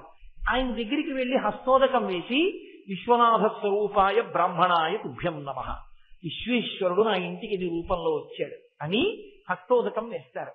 హస్తోదకం ఒకటి వేస్తే ఆ చెయ్యి ఆయన ఇలా పెట్టి హస్తోదకం పుచ్చుకున్నందుకు మళ్ళీ ఆ భోజనం అంతా ఆయన చేసినదంతా విశ్వనాథుడే చేసినట్టు. ఇప్పుడు ఆ ఇంట విశ్వనాథుడు భోజనం చెయ్యడానికి, విశ్వనాథుడు వచ్చి అన్నం తినడానికి వీలుగా కావలసినటువంటి ప్రక్రియ అంతా పూర్తి చేసి వంట చేసి భర్త తరించడానికి అవసరమైన వ్యవస్థని ఏర్పాటు చేసి తరింపచేసింది ఎవరు? ఆవిడే. ఆవిడ అలా వండకపోతే నువ్వు ఔపోసన ఎక్కడ వడ్డిస్తావు? ఎలా నువ్వు తరిస్తావు? ఆవిడ వల్ల తరిస్తున్నావు నువ్వు. ఆవిడ అన్నం వండుతోంది కాబట్టి నువ్వు వచ్చిన అతిథికి పెట్టుకుని, అతిథి దేవో భవ, ఈశ్వరుడు అతిథిగా ఉంటాడు. అందుకే స్నాతకం చేస్తే పెళ్లిలో గురువు గారు పక్కన కూర్చుని చెప్తారు. అది పురోహితుడు చెప్పే మంత్రాలు కావు, నిజానికి గురువు గారు కూర్చుని చెప్పాలి. ఒరే నాయన, గృహస్థాశ్రమంలో పెడుతున్నావు, ఇప్పుడు నుంచి నువ్వేం తెలుసుకోవాలో తెలుసా? మాతృదేవో భవ, అమ్మకి నమస్కారం చెయ్యి. పితృదేవో భవ, తండ్రికి నమస్కారం చెయ్యి. ఆచార్య దేవో భవ, గురువుకి నమస్కారం చేస్తుండాలి. అతిథి దేవో భవ, గృహస్థాశ్రమంలో ఉన్న అతిథి వస్తాడు. అతిథి అంటే ఒక తిథి నాడు వచ్చి రెండో తిథి కొట్టకుండా వెళ్ళిపోతాడు. ద్వాదశి నాడు వచ్చాడు, త్రయోదశి నాడు ఉండడు, వెళ్ళిపోతాడు. ఆయనకి అన్నం పెట్టాలి. అన్నం పెట్టడంలో ఆమె వెనుకంజ వేయకూడదు, చక్కగా సంతోషంగా వండి పెట్టడానికి సిద్ధంగా ఉండాలి. కాబట్టి ఆవిడ అలా వండితే ఆయన ఔపోసన వడ్డించుకుంటాడు. దానివల్ల ఆయన తరిస్తాడు. ఆయన తరించడానికి అవకాశం ఇచ్చి ఆవిడ తరిస్తోంది. ఇది ఒక ఇల్లాలకు ఉండవలసినటువంటి లక్షణం. ఇది లేనినాడు దాపరికం ఒకటే మిగులుతుంది, పట్టుకెళ్లేది ఏముంటుంది? దాచావు, ఏమైనా పట్టుకెళ్లేది ఉందా? ఏది ఉండదు. ఆమె ధర్మము లేక దాచి దాచి తుదకు దొంగల చిత్తురో దొరలకవును, తేనె జుంటీగలియవా తిరువరులకు, భూషణ వికాస శ్రీధర్మ పురనివాస, దుష్ట సంహార నరసింహ దురిత దూర. ఉన్నదంతా పెట్టేయమని శాస్త్రం చెప్పలేదు. ఈ జన్మతో నీ శరీరం వెళ్ళిపోవడం అన్నది లేదుగా, ఇక జన్మ లేదన్న నమ్మకం ఏం లేదుగా. వచ్చే జన్మ ఉంటుందిగా, అప్పుడు భార్యాబిడ్డలు ఉంటారుగా, అప్పుడు ఆకలి ఉంటుందిగా. అప్పుడు ఆకలితో వెళ్ళి ఇలా అడిగి తినవలసిన అవసరం లేకుండా నువ్వు తిని పెట్టగలిగిన చెయ్య అవ్వాలి అంటే, ఒకరికి పెట్టి తినగలిగిన చెయ్యి అవ్వాలంటే ఇప్పుడు పెడితే కదూ అప్పుడు పెట్టి తినగలవు. ఇప్పుడు పెట్టని చెయ్య అప్పుడు చాచే చెయ్యి అవుతుంది తప్ప పెట్టగలిగిన చెయ్యి ఎలా అవుతుంది? అందుకు కదూ కనకధారా స్తోత్రం వచ్చింది. బ్రాహ్మణి శంకర భగవత్పాదులు బ్రహ్మచారిగా ఇంటి ముందుకొస్తే కాస్త పట్టుకెళ్లి పదార్థం ఆయన యొక్క చేతిలో పెట్టలేకపోయింది. లక్ష్మీదేవిని ప్రార్థన చేశారు శంకరాచార్యులు వారు. ఆవిడంది, శంకర నీకు ఇస్తాను, ఆవిడికి ఇవ్వను. ఎందుకో తెలుసా? గత జన్మలలో ఇలా పెట్టింది లేదు. ఇలా పెట్టింది లేని వ్యక్తికి నేను ఏమని ఇవ్వను, ఏ పుణ్యం అడ్డు పెట్టి ఇవ్వను చెప్పు, కాబట్టి ఇవ్వలేను. అది శంకరాచార్యుల వారి యొక్క గొప్పతనం ఎక్కడుందంటే, ఆయన ఒక మాట అన్నారు, అమ్మా విహంగతి సంవిషణ్ణే దుష్కర్మ ధర్మమపనీయ చిరాయ దూరం నారాయణ ప్రణేవి నయనాంబువాహ అన్నారు ఆయన. అమ్మా ఆ బ్రాహ్మణి ఎవరో తెలుసా? ఆమె విహంగతి సంవిషణ్ణే అన్నారు. బాలశంకరులండి, బ్రహ్మచారి. అది శంకరుల కవిత్వం అంటే అలా ఉంటుంది. విహంగతి సౌ. మీరు చూడండి, అలా వెళ్ళిపోతున్నారు అనుకోండి రోడ్డు మీద, బాబు ఆకలేస్తోంది బాబు, ఆకలేస్తోంది బాబు అంది ఒక ఆవిడ. మీరు వెళ్ళిపోతారు అలా చూసి, ఏమో నిజం అబద్ధం. ఆవిడ బాబు ఆకలి బాబు ఆకలి అంటుంటే ఓ చిన్న పిల్ల, ఓ 4 ఏళ్ళో 3 ఏళ్ళో ఉన్న పిల్ల, అమ్మా ఆకలేసేస్తోందమ్మా, నిలబడలేకపోతున్నానమ్మా, ప్రేగులు మండిపోతున్నాయమ్మా, అమ్మా ఏమన్నా పెట్టమ్మా, ఆవిడ్ని ఇలా కొట్టేస్తోంది అనుకోండి, మీరు వెళ్ళిపోగలరా? మీరు వెళ్ళిపోలేరు. తల్లికి లేకపోతే ఆగగలరు, పిల్లకి తల్లిని పెట్టమని ఏడుస్తుంటే మీరు కదలలేరు. అందున అన్నిటికన్నా లోకంలో ఆకలి ఎక్కువ ఉండేది ఎవరికంటే పక్షులకి. శంకరాచార్యులు వారు అన్నారు, నేను పెడితే ఆవిడ ఆకలి తీరదమ్మా, నువ్వు నాకు ఇచ్చి నేను ఇస్తే. పక్షి పిల్ల లాంటిదమ్మా ఈ బ్రాహ్మణి, ఆకలితో ఉంది. పక్షి, ఒక మనుష్యుని యొక్క సంతానం ఒక చిన్నపిల్ల ఆకలితో ఉంటే వెళ్ళలేమే మనుష్యులం మేము. పక్షి పిల్ల ఆకలితో కొట్టుకుంటుంటే పాప ఏమీ పెట్టింది లేదు నేను ఇవ్వనంటావా? ఎలా అంటావమ్మా? ఒకవేళ నిజంగా ఆవిడ పెట్టింది లేదు, ఆవిడ చేసిన దుష్కర్మలన్నింటినీ కొట్టాలన్నారయ్యమ్మా నీ అనుగ్రహంతో, నీ కంటి చూపుతో కొట్టేయి. పుణ్యం లేదంటానే నా చేతిలో ఎండు ఉసిరికేసింది, పుణ్యం చాలదా నువ్వు ఇవ్వాలనుకుంటే అన్నారు. అమ్మవారు పొంగిపోయి లక్ష్మీదేవి బంగారు ఉసిరికలు కురిపించేసి, ఇప్పటికీ ఆ పేద బ్రాహ్మణి కుటుంబంలో ఎక్కడ బంగారు ఉసిరికలు కురిశాయో, ఎక్కడ బంగారు ఉసిరికలు కురిసిన తరువాత వాళ్ళు పెద్ద ఐశ్వర్యవంతులయ్యారో, ఆ వంశం వాళ్ళు ఇప్పటికీ శంకరాచార్యుల వారు నిలబడి కనకధారా స్తోత్రం చేసిన ప్రదేశం ఇప్పటికీ ఉన్నాయి. వాళ్ళు జ్ఞాపకంగా కనకధార చేస్తే మాకు ఐశ్వర్యం వచ్చింది అని గుర్తు కోసమని వాళ్ళు ఇంటి ముందున్న పెద్ద గేటు మీద స్వర్ణతమనాయ్ అని బోర్డు పెట్టుకున్నారు. వెతుక్కుని నేను కేరళలో ఆ అగ్రహారానికి వెళ్ళాను. వెళ్ళి ఆ ఇల్లు చూసి ఆ ఇంటి ముందు నిలబడి ఎక్కడ కనకధార చేశారని చెప్పుకుంటామో అక్కడే నిలబడి కనకధార స్తోత్రం కూడా చేశాం. మా మోహన్ రావు గారు కూడా సభలోనే ఉన్నారు, ఆయన మేము అందరం కలిసే వెళ్ళాం. కాబట్టి ఏది నువ్వు ఇప్పుడు చేశావో అది నీకు ఉత్తర జన్మలలో రక్షిస్తుంది. ఇప్పుడు పెట్టనిది నీకు రేపు ఎక్కడి నుంచి మళ్ళీ పెట్టగలిగిన అధికారాన్ని ఇస్తుంది. కాబట్టి భర్త పెట్టాలన్నా తాను పెట్టాలన్నా భార్య వండితే కదూ. అన్ని దానముల కన్నా అన్నదానము మిన్న. ఆకలితో ఉన్నవాడికి పట్టెడన్నం పెట్టడం గొప్ప. ఎప్పుడు భార్య సహకరిస్తే కదూ, పట్టెడన్నం వండితే కదూ. నేను కొన్ని ఇళ్లలో చూస్తుంటాను, సున్నితపు త్రాసుతో కొలిసి వండుకుంటారు. ఒకవేళ రోజున పులుసు నచ్చి భర్త ఇంకొంచెం అన్నం అడిగితే ఉండదు. అదేంటి అన్నం లేదా అంటే, రోజు డబ్బా సరిపోతుంది కదా అంతే వండానంటారు. ఇంత మిగిలితే ఏమైంది అన్నారు అనుకోండి, ఎందుకు వేస్ట్? అదేంటి నువ్వు ఎందుకున్నావు గృహస్థాశ్రమంలో? ఎవరూ లేకపోతే భూతబలి బయటపడాయి, పక్షులు తింటాయి, కాకులు తింటాయి, కుక్క తింటుంది, పంది తింటుంది. నువ్వు అలా ఇన్నిలో ఉన్న కరిమెతుకు నీకు సరిపోవడానికి మాత్రమే వండుకు తినడం అలవాటైతే వచ్చే జన్మలో ఒక మెతుకు నీకు పెట్టడం ఎలా కుదురుతుంది? కనీసం అడుగునున్నది తీసి పెట్టడానికి కూడా మిగల్చకపోతే ఒక గుప్పెడు. కాబట్టి నేర్పారు మనకి శంకరాచార్యులు వారు, నేర్పింది మనకి అన్నపూర్ణ అమ్మ. అన్నం పెట్టేటప్పుడు అయోగ్యుడని పెట్టదు, అయోగ్యుడి కోసమే ఎదురు చూసి పెడుతుంది. అయ్యో వీడు దారి తప్పిపోయాడు, నాన్నగారితో కలిసి తినలేదని రాత్రి మెలకువగా ఉండి వాడిని కూర్చోబెట్టుకుని అన్నం పెట్టి ఏడుస్తుంది. ఒరే నాన్నగారు బాధపడుతున్నారు, ఏమిట్రా నీ కర్మ ఈ చీకట్లో వచ్చి అన్నం తింటాం, నాన్న ఇలా చేయకురా అని ఏడుస్తుంది తల్లి. అందుకే ఇప్పటికీ మీకు కేరళలో చెరుప్పన్నం అని ఒక క్షేత్రం, అక్కడ అన్నపూర్ణేశ్వరి అమ్మవారి యొక్క క్షేత్రం. ఆ క్షేత్రంలో ఏం చేస్తారంటే వచ్చిన వాళ్ళకి ఎవరికి అన్నం లేదనరు, అలా పెడతారు అన్నం. పెట్టేసి రాత్రి 10 అయిన తర్వాత ఒక బస్తాడు బియ్యం అన్నం వండుతారు. 100 కిలోల బియ్యాన్ని అన్నం వండుతారు. అన్నం వండి పొద్దున్న అందరికీ ఏం పెట్టారో అవన్నీ మళ్ళీ వండుతారు. వండి వేడిగా ఈ పదార్థాలు అన్నం పట్టుకెళ్ళి చీకట్లో గుడి వెనకాతల ఉన్న అరణ్యంలో పెట్టి వచ్చేస్తారు. కొన్ని అరిటాకులు, మంచినీళ్లు అన్ని పెట్టి వచ్చేస్తారు. ఎందుకంటే అమ్మా వాడి కర్మ దారి తప్పిపోయాడు, దొంగగా ఉన్నాడు, 10 మందిలో వచ్చి అన్నం తింటే పట్టుకుంటారు. అందుకని వాడు ఎక్కడో చీకట్లో బతుకుతున్నాడు. కానీ వాడికి అన్నం కావాలిగా, అమ్మ పెట్టకుండా ఎలా ఉంటుంది? అది అన్నపూర్ణమ్మ దేవాలయం అయినప్పుడు అందుకని అడవిలో పెట్టి వదిలేస్తారు. దొంగలు వచ్చి తినడతారు అన్నం. అన్నపూర్ణమ్మ ప్రసాదానికి దొంగని కూడా దూరం చేయదు. అది విచిత్రం. అది ఆ అమ్మ వైభవం. కాబట్టి ఆవిడ భర్తకి పెడితే అలా పెడుతుంది, అతిథులకు పెడితే అలా పెడుతుంది, బిడ్డలకు పెడితే అలా పెడుతుంది. అందుకే అసలు ఇల్లు అన్న మాట ఎప్పుడంటే ఇల్లాలుంటే, ఇల్లాలు లేని ఇల్లే కాదు, అదో సత్రం, అదో గది, అదో మఠం అంతే. అందుకే శాస్త్రం అంది, నీ మొహం నువ్వు ఉంటే ఇల్లు అవ్వలేదు, ఆవిడుంటేనే నీకు ఇల్లు అయిందని.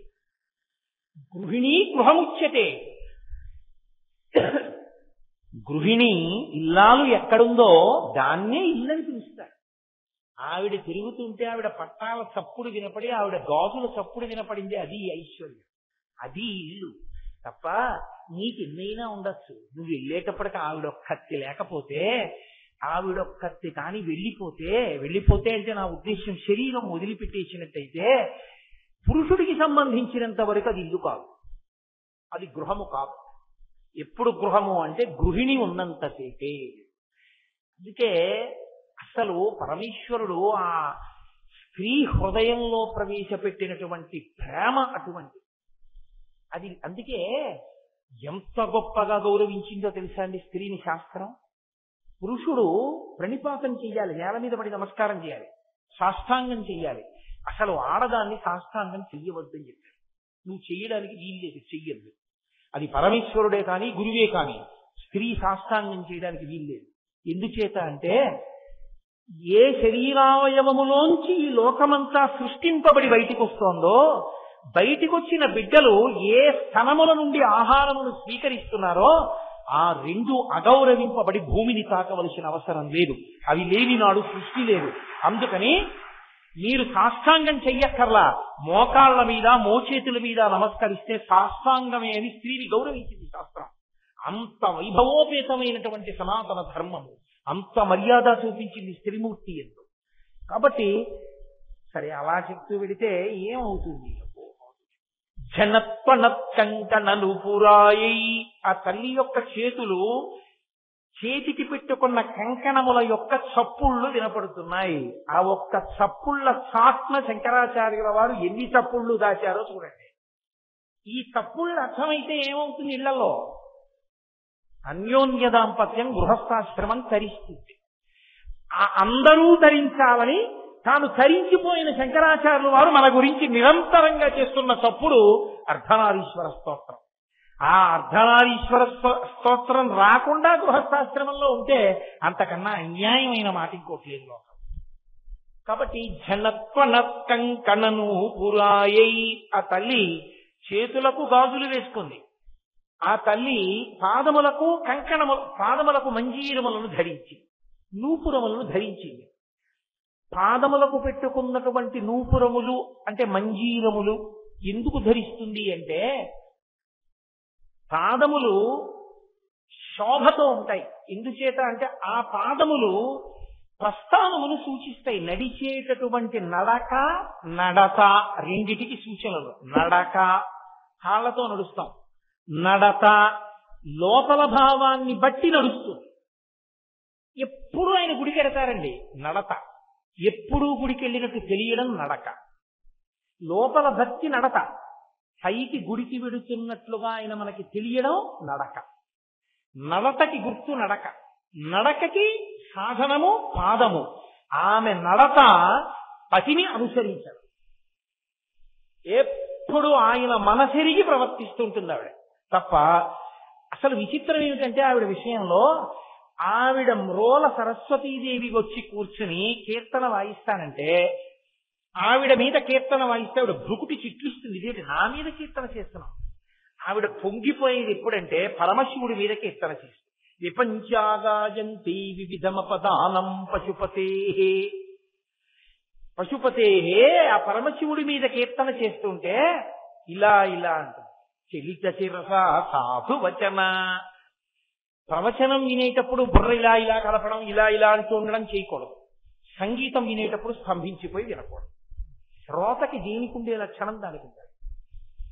ప్రవచనం వినేటప్పుడు చక్కగా శ్రద్ధగా కూర్చుని వినాలి. సంగీతం వినేటప్పుడు అలా కూర్చున్నాం అనుకోండి, ఏమిటో వీళ్ళకి నచ్చిందో నచ్చలేదో అనుకుంటారు. సంగీతం వినేటప్పుడు మీరు ఇలా ఇలా అంటున్నారు అనుకోండి పాడేవాడికి ఉత్సాహం. ప్రవచనం చెప్పేటప్పుడు ఇలా ఇలా అంటున్నారు అనుకోండి, ఎందుకు అలా అంటున్నారు, వాళ్ళందరికీ నచ్చిందా నచ్చలేదో తప్పు చెప్తున్నా అనుమానం వస్తుంది. అలా ఊగిపోకూడదు పావుల్లాగా ప్రవచనాల్లో, శ్రద్ధగా కూర్చుని ఉండాలి. కాబట్టి చలిత శిరస, శంకరాచార్యుల వారి కవిత్వం అంటే అలా ఉంటుంది. ఎక్కడ ఎలా ఉండాలో అలా ఉండడానికి ధర్మాన్ని చూపిస్తుంటారు ఆయన. అమ్మవారు అలా తల కదుపుతూ ఉంటుంది.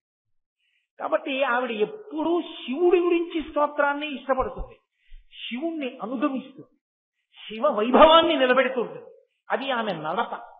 కాబట్టి ఆమె పాదములకు ఎప్పుడూ కూడా సువాసిని లక్షణములకు సంబంధించినటువంటి ఆభరణములు అలంకృతములై ఉంటాయి. ఆ పాదములు ఎప్పుడు పసుపు రాసుకుని పారాణితో ఉంటాయి. ఆ పాదములకు ఎప్పుడూ మంజీరములు ఉంటాయి. ఆ మంజీరములకు మువ్వలు ఉంటాయి. మట్టెలు పెట్టుకుంటుంది తల్లి. మట్టెలు పెట్టుకుని ఆవిడ నడిచి వెడుతూ ఉంటే లలితా సహస్రనామ స్తోత్రంలో వ్యాస భగవానుడు అంటాడు, మరాళి మందగమన. మరాళి మందగమన అని రెండుగా విడదీయకూడదు. మరాళి మందగమన. ఆమె ఆడహంస ఎంత మెల్లమెల్లగా నడుస్తుందో అంత అందంగా నడుస్తుంది. నడకలకి ప్రసిద్ధి వహించినది ఏది అంటే హంస. హంస నడిచేటప్పుడు అంత అందంగా నడుస్తుంది.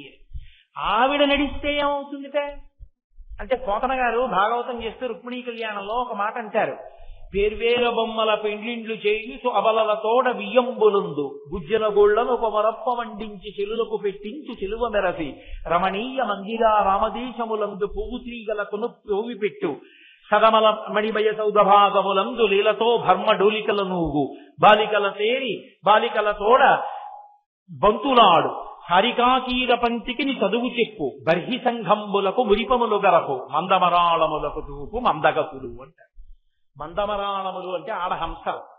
హంసలుట రుక్మిణీదేవి నడుస్తుంటే ఆవిడ దగ్గర నడక నేర్చుకుని అంత అందంగా ఆవిడ నడక అంత అందంగా ఉంటుంది. అందుకే గజగామిని అని ఒక పేరు. ఏనుగు నడుస్తున్నప్పుడు ఉండే అందం మీరు ఎప్పుడైనా పరిశీలించి చూశారో లేదో. అసలు ఏనుగు ఒక 6 నెలలు మాట్లాడచ్చు, అంత గొప్పది ఏనుగు. ఆ ఏనుగు నడక ఎంత అందంగా ఉంటుందంటే ఉత్తమ జాతి స్త్రీ నడకని పోల్చాలి అంటే ఏనుగు నడకతోనే పోలుస్తారు. గజగామిని అంటారు, ఏనుగు నడిచినట్టు నడిచింది అంటారు. అంత అందమైన నడక ఏనుగుది. మీకు హంస నడక చూడటం కుదరదు. హంస అలా దొరికే పక్షేం కాదు. మీకు నిజానికి నడక అందం చూడాలి అంటే మీరు చూడగలిగినది ఏనుగు ఒక్కటి. ఏనుగు నడుస్తున్నప్పుడు చూడాలి ఆ అందం. అంత గొప్పగా నడుస్తున్నట్టు చాలా గొప్పగా ఉంటుంది. నడకలో అందం ఏనుగుది, నడకలో టీవీ ఆబోతు. వృషభము ఆబోతు అందులో ప్రత్యేకించి నడిచిందా? అసలు ఆ నడకలో ఏమి టీ ఉంటుందో, కారే రానివ్వండి ఇంకోటే రానివ్వండి అలాగే నిల్చుంటుంది. దానికి ప్రదక్షిణ పురస్కరంగా వెళ్ళాలి తప్ప అదేం తప్పుకోదు. అందుకే వాల్మీకి మహర్షి శ్రీరామాయణంలో సుందరకాండ చేస్తూ దుష్కరం నిష్ప్రతిద్వంద్వం చికీర్షం కర్మవానర సముద్రగ్రశిరోగ్రీవో గవాంపతిరివాబభౌ అంటారు. ఆబోతు తలెత్తి చూస్తే ఎలా ఉంటుందో హనుమ మహేంద్రగిరి పర్వత శిఖరముల మీద నిలబడి సముద్రం వంక చూస్తే అలా ఉందంటారు. అలా చూస్తుంది అది నిలబడి. అబ్బో కాకినాడ ఓవర్ బ్రిడ్జీల మీద చూడాలి, వాటి టీవీ ఎలా నిలబడి ఉంటాయో. కాబట్టి ఆ తల్లి అంత అందమైన నడక కలిగిన తల్లి. బాహ్యం ఆంతరం ఏమిటో తెలుసా అండి అసలు రహస్యం? పరమయోగులైనటువంటి వారు అమ్మవారిని ఉపాసన చేస్తూ ధ్యానంలో ఉన్నప్పుడు వాళ్ళకి అంజల చప్పుడు వినపడుతుంది. పరదేవత నడుస్తున్నప్పుడు వాళ్ళకి అమ్మవారి యొక్క పాదములు పట్టుచీర యొక్క జీరాట గోచరమవుతుంది. వాళ్ళు అమ్మవారి పాదముల అంజల చప్పుడు వింటూ అమ్మవారి యొక్క నడక చూస్తూ వాళ్ళు రమించిపోతారు లోపల. అందుకే అది యోగశాస్త్ర రహస్యం. అది మీకు పట్టుకుందామంటే దొరకదు. ఊపిరి తీసినప్పుడు ప్రధానంగా ఎందులోంచి వెళ్ళి ఎందులోంచి బయటకు వస్తుందో తిరగబడిపోతుంది ధ్యానంలో. అది ధ్యానావస్థలో పతాక స్థాయికి వెళ్ళిపోయాడు అని గుర్తు.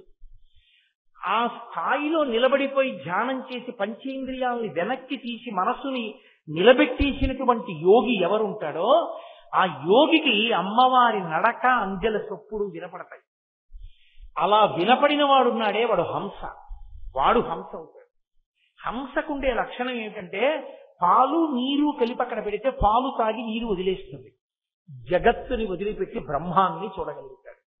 పరమహంస అంటారు. అందుకే పరమహంస పరివ్రాజకాచార్య అంటుంటారు.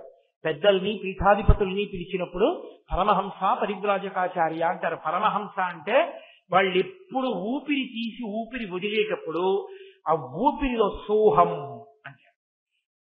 అందులో అమ్మవారి యొక్క పాదములకు పెట్టబడినటువంటి మంజీరముల ధనులు వాళ్ళకి వినపడుతుంటాయి.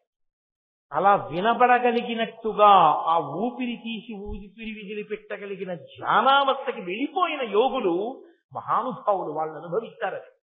పరమాచార్య స్వామి మహానుభావులు నడిచిన దైవం ఆయన, అపర శివావతారం. వారు కూర్చుని ఎదురుగుండా వాళ్ళు మాట్లాడుతున్నప్పుడు వింటూ చెవిలా అంటూ ఉండేవారు. చెవిలా అంటూ ఎదురు వాళ్ళ మాటలు వింటున్నట్టే ఉంటూ ఆ అర్ధనిమీలిత నేత్రాలతో ఉండి యోగావస్థలోకి వెళ్ళిపోయి అమ్మవారి పాద మంజీరముల శబ్దం వినేవారు. ఆయన ఏదైనా చెప్తూ చెప్తూ ధ్యానంలోకి జారిపోయేవారు. ఆయన ఏదో సౌందర్యలహరిలో శ్లోకంలో ఏదో చెప్దాం అనుకునేవారు. అనుకుని ఆయన మొదలుపెట్టి సహస్రారే తారే అలా ఉండిపోయేవారు. మళ్ళీ ఒక 5 నిమిషాలు అని అదేదో చెప్పేవారు. మళ్ళీ ధ్యానంలోకి వెళ్ళిపోయారు. ఒక్కొక్కసారి ఆయన ధ్యానావస్థలోకి వెళ్ళిపోతే ఆయన వీపుని చెదపురుగులన్నీ కొరికేసి ఆయన ధ్యానంలోంచి బహిర్ముఖులై వీపుని ఏవో కొరుకుతున్నాయి చూడు అన్నారు శిష్యుణ్ణి. అయ్యయ్యో చెదపురుగులు కొరికేస్తున్నాయండి, రక్తం కారిపోతోందని అతను గబగబా బట్ట పట్టుకొచ్చాడు. ఆయన అన్నారు, వద్దు వద్దు వద్దు వద్దు వద్దు, నేను పరివ్రాజకాశ్రమంలో ఉన్న సన్యాసిని, నా వలన ఏ భూతమునకు అపకారం కలగకూడదు, నా శరీరం దెబ్బతిన్నా పర్వాలేదు.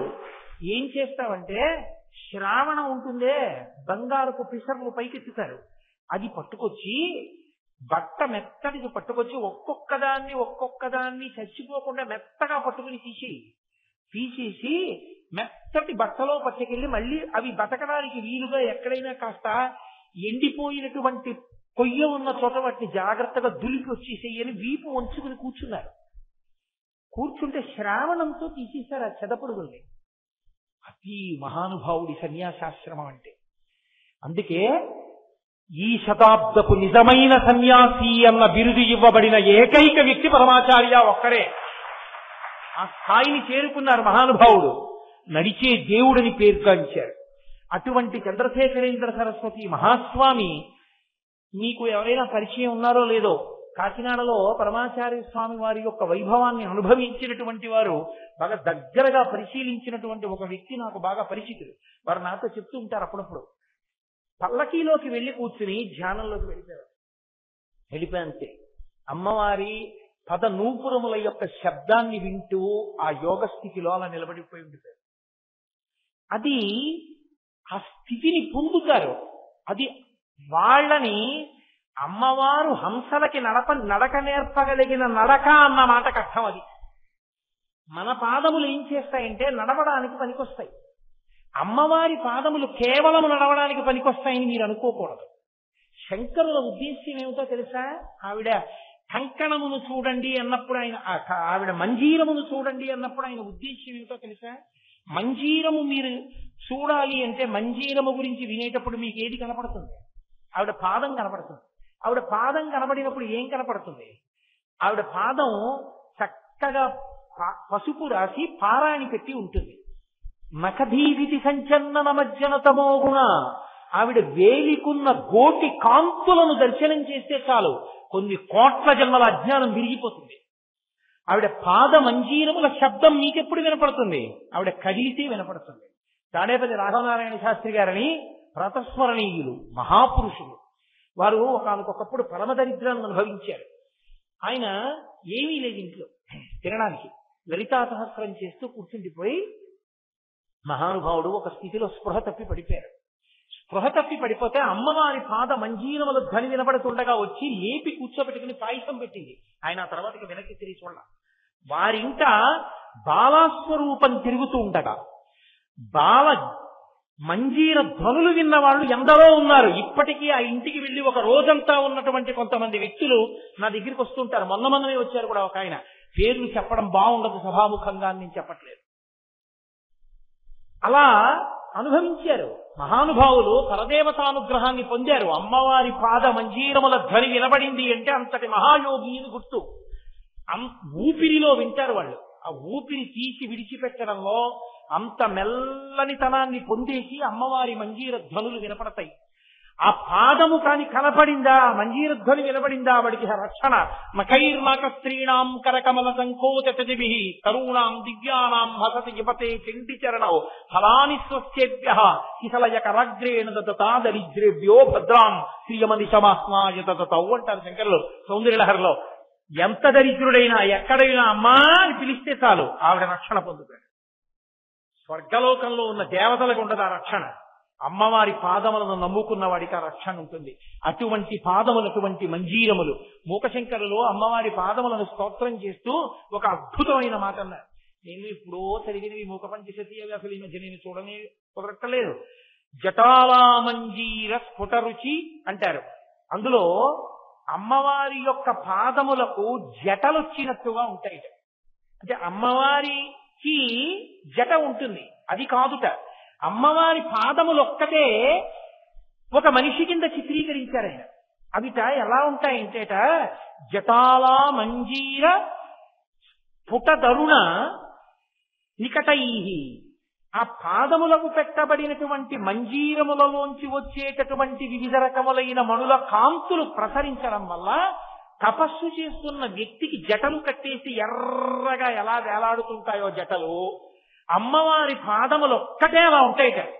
మీరు మరోలా అనుకోకండి, మీకు బాగా అర్థం అవ్వడానికి నేను చూపిస్తున్నాను. అందులో ఆయన అంటారు, అమ్మా నువ్వు నీ పాదములు ఎలా కూర్చుంటాయంటేట తపస్సులో కూర్చున్నట్టుగా అవి ఆమె యొక్క గోళ్లల్లోంచి నఖ రుచి జరి గంగపయస అంటారు. తపస్సు చేసే వ్యక్తి గంగానది ఒడ్డులో కూర్చుని తపస్సు చేస్తుంటే కింద నుంచి గంగ నీళ్లు వచ్చేసాయి అనుకోండి, ప్రవాహం వచ్చి బహిర్ముఖుడు అవడం. అలాగే గంగ నీళ్లలోనే అలాగే కూర్చుని తపస్సు చేసేస్తూ ఉంటాడు. ఎందుకంటే మనసు పైకి వెళ్ళదుగా, లోపల రమిస్తున్నాడు. గంగాజలాలు తగులుతూ వెళ్ళిపోతున్నాయి. కొద్దిగా ప్రవాహం పైకి వచ్చింది, ఆయనకి తెలియదు. అలాగే గంగాజలాలలో కూర్చుని తపస్సు చేస్తున్నట్లుగా నీ పాదములు కూడా తపస్సు చేస్తున్నాయమ్మా అన్నారు. ఆ తపస్సు చేసే వ్యక్తికి పైన జటలు కట్టి వేలాడతాయి. అలా నీ పాదములు కూడా గంగలో ఉన్నాయి. ఎలా ఉన్నాయో తెలుసా అన్నారు. నీకు అర్థం అవడానికే చూపిస్తున్నాను తప్ప నా ఉద్దేశ్యం ఇంకొకటి కాదు. అమ్మవారి పాదములుట ఇలా పెడితే ఆవిడ పాదములు ఎలా ఉంటాయంటేట ఇలా పెట్టినప్పుడు ఆవిడ ఆ గోళ్ల యొక్క కాంతులు గంగపయస, ఆ గోళ్ల కాంతులు తెల్లగా ఉంటాయి. గంగా నదీ జలాలు తెల్లగా ఉంటాయి. ఆ తెల్లటి కాంతులలో ఉన్న ఆమె పాదములు గంగా జలాలలో తపస్సు చేస్తున్న ఒక యోగిలా ఉంటాయి. దీనికి పెట్టబడినటువంటి మంజీరముల మణుల కాంతులు జటాలా మంజీర, ఆ జటలుగా ఎర్రటి జటలుగా కాంతులు వేలాడుతుంటాయిట. అలా ఉన్న నీ పాదములను దర్శనం చేస్తే ఏమవుతుందో తెలుసా అన్నారు మూకశంకరు. అమ్మ నీ పాదములు ఎందుకు తపస్సు చేస్తున్నాయో తెలుసా? లోకంలో మనుషులు తపస్సు చేస్తారు, నీ పాదములు ఎందుకు తపస్సు చేయడం అంటే, పాదములు ఎందుకు తపస్సు చేస్తున్నాయంటేట ఎక్కడైనా ఎవరైనా నా భక్తులు అమ్మా అని పిలుస్తారేమో రక్షించాలని తపస్సులో పరమేశ్వరుణ్ణి చూసినట్టుగా అవి తపస్సమాధిలో ఉండి భక్తుల్ని చూస్తున్నాయిట. ఈ పాదములంత శక్తివంతములమ్మా అన్నారు మూకశంకరు పాదారవింద శతకం చేస్తూ. అమ్మ పాదములు, అమ్మ మంజీరములంటే అంత శక్తివంతములు. కాబట్టి నేను ఎంతని మీతో మనవి చేయగలను. అలా మనవి చేస్తూ వెడితే 7 రోజులు ఒక లెక్క, అది సరిపోతుందా? అసలు అమ్మవారి యొక్క జనకనను పురాయై పదాబ్జరాజత్ఫణిరాజితాయ. శంకర భగవత్పాదులు అంటారు, ఇప్పటిదాకా అమ్మవారి చేతులకు అమ్మవారి పాదములకు పెట్టబడినటువంటి ఆభరణముల గురించి మాట్లాడారు. ఇప్పుడు దేని గురించి మాట్లాడుతున్నారంటే పరమశివుని యొక్క ఆభరణములు మాట్లాడుతున్నారు. పరమశివుని యొక్క పాదములకు పెట్టబడిన ఆభరణములు ఏమున్నాయిట ఆయన పాదములకు? పదాబ్జరాజ ఫణిరాజితాయ. ఆ అయ్యవారి పాదాలకి పాము చుట్టుకుని ఉంది. అది కూడా పాములు కాదు. పదాబ్జ రాజఖణిభూషితాయ. ఫణిరాజు అంటే పాములలో రాజు ఎవరుంటారో అటువంటి రాజు, ఆ పాముల రాజు చుట్టుకుని ఉన్నాడు. ఇందుకలా పాములు చుట్టుకోవడం ఏంటి? ఆవిడ చక్కగా మంజీరములు పెట్టుకుంది, చక్కగా చేతులకి కంకణములు వేసుకుంది. ఆ ధ్వని, ఆ పాదాలు, ఆ పసుపు, ఆ పారాణి, ఆ బొట్టు నిజంగా ఎంత వైభవోపేతంగా ఉంది. పాదానికి పాము ఉండడం ఏంటి? పామును చుట్టుకోవడం ఏంటి అని అర్థం ఉందా? మనకి తెలియకపోతే గబుక్కుని ఏమనేస్తామంటే, ఏమిటోనండి అమ్మవారి వైభవం ఎవరు, ఈయనేమిటండి, ఈయన ఎలా దొరికాడండి ఆవిడికి అనేస్తాం. కానీ ఆయన ఎంతటి మహానుభావుడో చెప్పడమే శంకరాచార్యుల వారి ప్రజ్ఞ. పదాబ్జరాజఫణిరాజితాయ అని కదా, పాముల రాజు చుట్టుకున్నాడని కదా. దానికి ఒక పెద్ద రహస్యం ఒకటి ఉంది. ఎందుకు పరమశివుడు అలా చుట్టుకుంటాడు అన్నదాన్ని. ఒకానొకప్పుడు పరమశివుడు తాండవం చేశాడు. ఆ తాండవాన్ని మహాప్రళయమునందు చేసేటటువంటి తాండవం అంటారు, అది మహాతాండవము. ఆ తాండవం చేసినప్పుడు ఇంకా లోకాలు ఏమి ఉండవు, అన్నిటినీ తనలోకి తీసేసుకుంటాడు. అప్పుడు ఎవరు ఉండరు. ఇంకా మహాప్రళయ సాక్షిణి అమ్మవారు ఒక్కరే చూస్తుంది. దాన్ని ప్రళయ తాండవము అంటారు. అలాగే ఇంకొక తాండవం ఉంటుంది, దాన్ని ఆనంద తాండవము అంటారు. పరమ సంతోషంతో ఈ లోకాలన్నిటినీ కూడా నడిపిస్తూ ఉంటాడు. ఆ నడిపించే స్వరూపంలో ఆనంద తాండవం చేస్తాడు. ఆనంద తాండవం చేసే సభకే నటరాజ సభ అని పేరు. చిదంబరంలో ఉంటుంది. అది చిదంబరంలో వెడితే చూడవలసింది ఏది అంటే ఆకాశలింగం నటరాజు. నటరాజుగా అక్కడ ఉంటాడు. చిత్ సభ అంటారు. ఆ సభలో నటరాజస్వామిగా నిలబడి ఉంటాడు ఆయన. ఆ నటరాజస్వామిగా నిలబడి చేసేటటువంటి తాండవాన్ని ఆనంద తాండవము అంటారు. అలాగే ఊర్ధ్వ తాండవము అని ఒకటి ఉంటుంది. మీరు ఎప్పుడైనా చూశారో లేదో, ఆయన కాలు ఇలా పైకెత్తేసి ఈ పైన ఉన్నటువంటి ఆ పై కప్పు ఏది ఉందో దాన్ని పాదంతో తాకుతాడు. అప్పుడు ఎలా ఉంటాడంటే ఇలా రెండు కాళ్ళు ఉండవు, ఒక కాలు ఇలా ఉంటుంది, ఒక కాలు ఇలా ఉంటుంది, అలా ఉంటాడు. అలా ఉన్న ఊర్ధ్వ తాండవమూర్తి అంటారు దాన్ని. అలా కాలు పైకెత్తినటువంటి తాండవమూర్తి. ఇంకొక తాండవం ఉంటుంది. 7 రకాల తాండవాలు ఉంటాయి. ఇప్పుడు ఆ తాండవాలన్నీ చెప్పి వాటి అర్థాలు చెప్పడం కష్టం కాబట్టి నేను అసలు విషయాన్ని చెప్పే ప్రయత్నం చేస్తాను మీతో. అజప తాండవము అంటారు. అజప తాండవము లేదా అజప నటనము అని పిలుస్తారు దాన్ని. అజప నటనము అని ఎందుకు పిలుస్తారంటే, జపం చేసేటప్పుడు కదలికలు ఉంటాయి లోపల. ఎందుకుంటాయంటే, జపం చేసేటప్పుడు ఊపిరి పీల్చి ఊపిరి విడిచిపెడుతూ బీజాక్షరాల్ని పలుకుతూ ఉంటాడు. ఆ బీజాక్షరాల్ని పలుకుతూ ఉన్న కారణం చేత శరీరంలో ఉండేటటువంటి నాడులన్నీ ఆ శక్తిని పొందుతాయి. అవి విశేషంగా నాడులు శక్తితో నిండిపోతే ఏమైపోతుందంటే, ఆ శక్తితోటి ఏ మంత్రాధిష్టాన దేవతని ధ్యానం చేస్తూ బీజాక్షరం పలికాడో ఆ మంత్రాధిష్టాన దేవత కనపడుతుంది కొన్నాళ్ళకి. అందుకు మంత్రజపం, అది మంత్రజపం యొక్క శక్తి. కాబట్టి మంత్రజపం అంత గొప్పది. అటువంటి మంత్రజపం చేత లోపల వచ్చేటటువంటి కదలికలకి జపతాండవము జపనటనము అంటారు. అంతవరకు అర్థం చేసుకోండి చాలు. అజపనటనము అని ఒకటి ఉంటుంది. అజపనటనము అన్న మాటకు అర్థం ఏమిటో తెలుసా? ఆయన ఏమీ జపం చేయడు, ఆయన ఏమీ మంత్రం చెప్పడం, ఆయన ఈ ధ్యాన స్వరూపాన్ని చూడడం. అజప అంటే జపం చేయట్లేదు. కానీ ఏం చేస్తున్నాడు? జపం చేయకపోయినా కూర్చుని ఊపిరి తీసి ఊపిరి విడిచిపెడుతున్నాడు. ఊపిరి తీసి ఊపిరి విడిచిపెడుతూ ఆయన లోపల ఒక దాన్ని చూస్తున్నాడంతే, జపం చేయట్లేదు. ఎవరు? దీన్ని త్యాగరాజస్వామి చేశారు. త్యాగరాజస్వామి అంటే నా ఉద్దేశం వాగ్గేయకారుడైన త్యాగరాజస్వామి వారు కాదు, నేను ఆయన గురించి మాట్లాడటం లేదు. ఎక్కడ త్యాగరాజస్వామి వారు పుట్టారో అక్కడ తిరువారూరులో త్యాగరాజస్వామి అన్న పేరుతో ఉన్నాడు పరమశివుడు.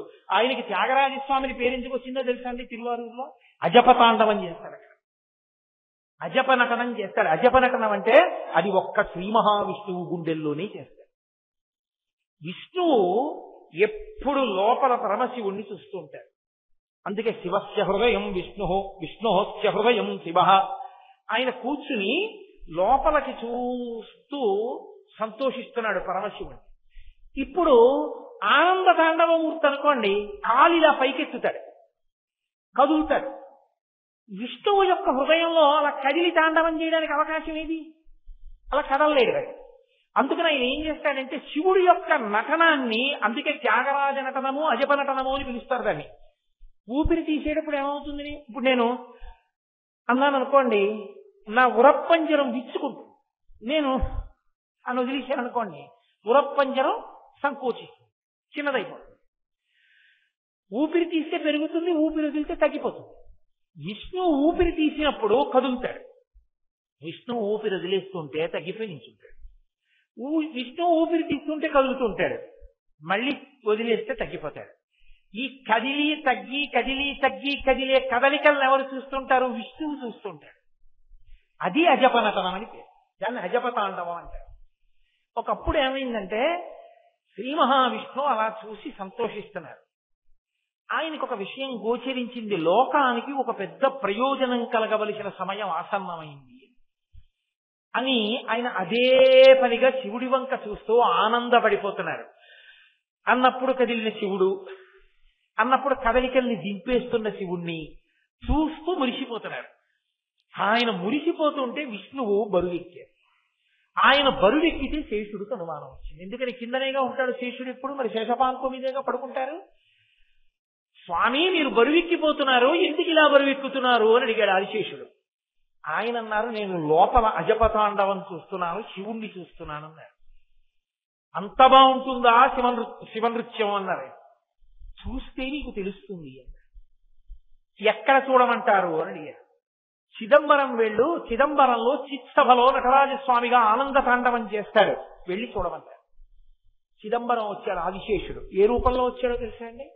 ఆదిశేషుడుగా రాలేదు, పతంజలి అన్న పేరుతో వచ్చాడు.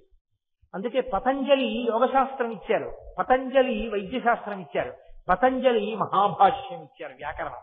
మనుష్యులకి కావలసిన రోగాలు పోవడానికి ఔషధి, యోగము, వాక్కుకి కావలసిన వ్యాకరణము, 3 ఇచ్చారు పతంజలి. అందుకే మహాభాష్య వ్యాఖ్య అంటారు ఎవరు, మూకశంకరులు మూక పంచశతిలో.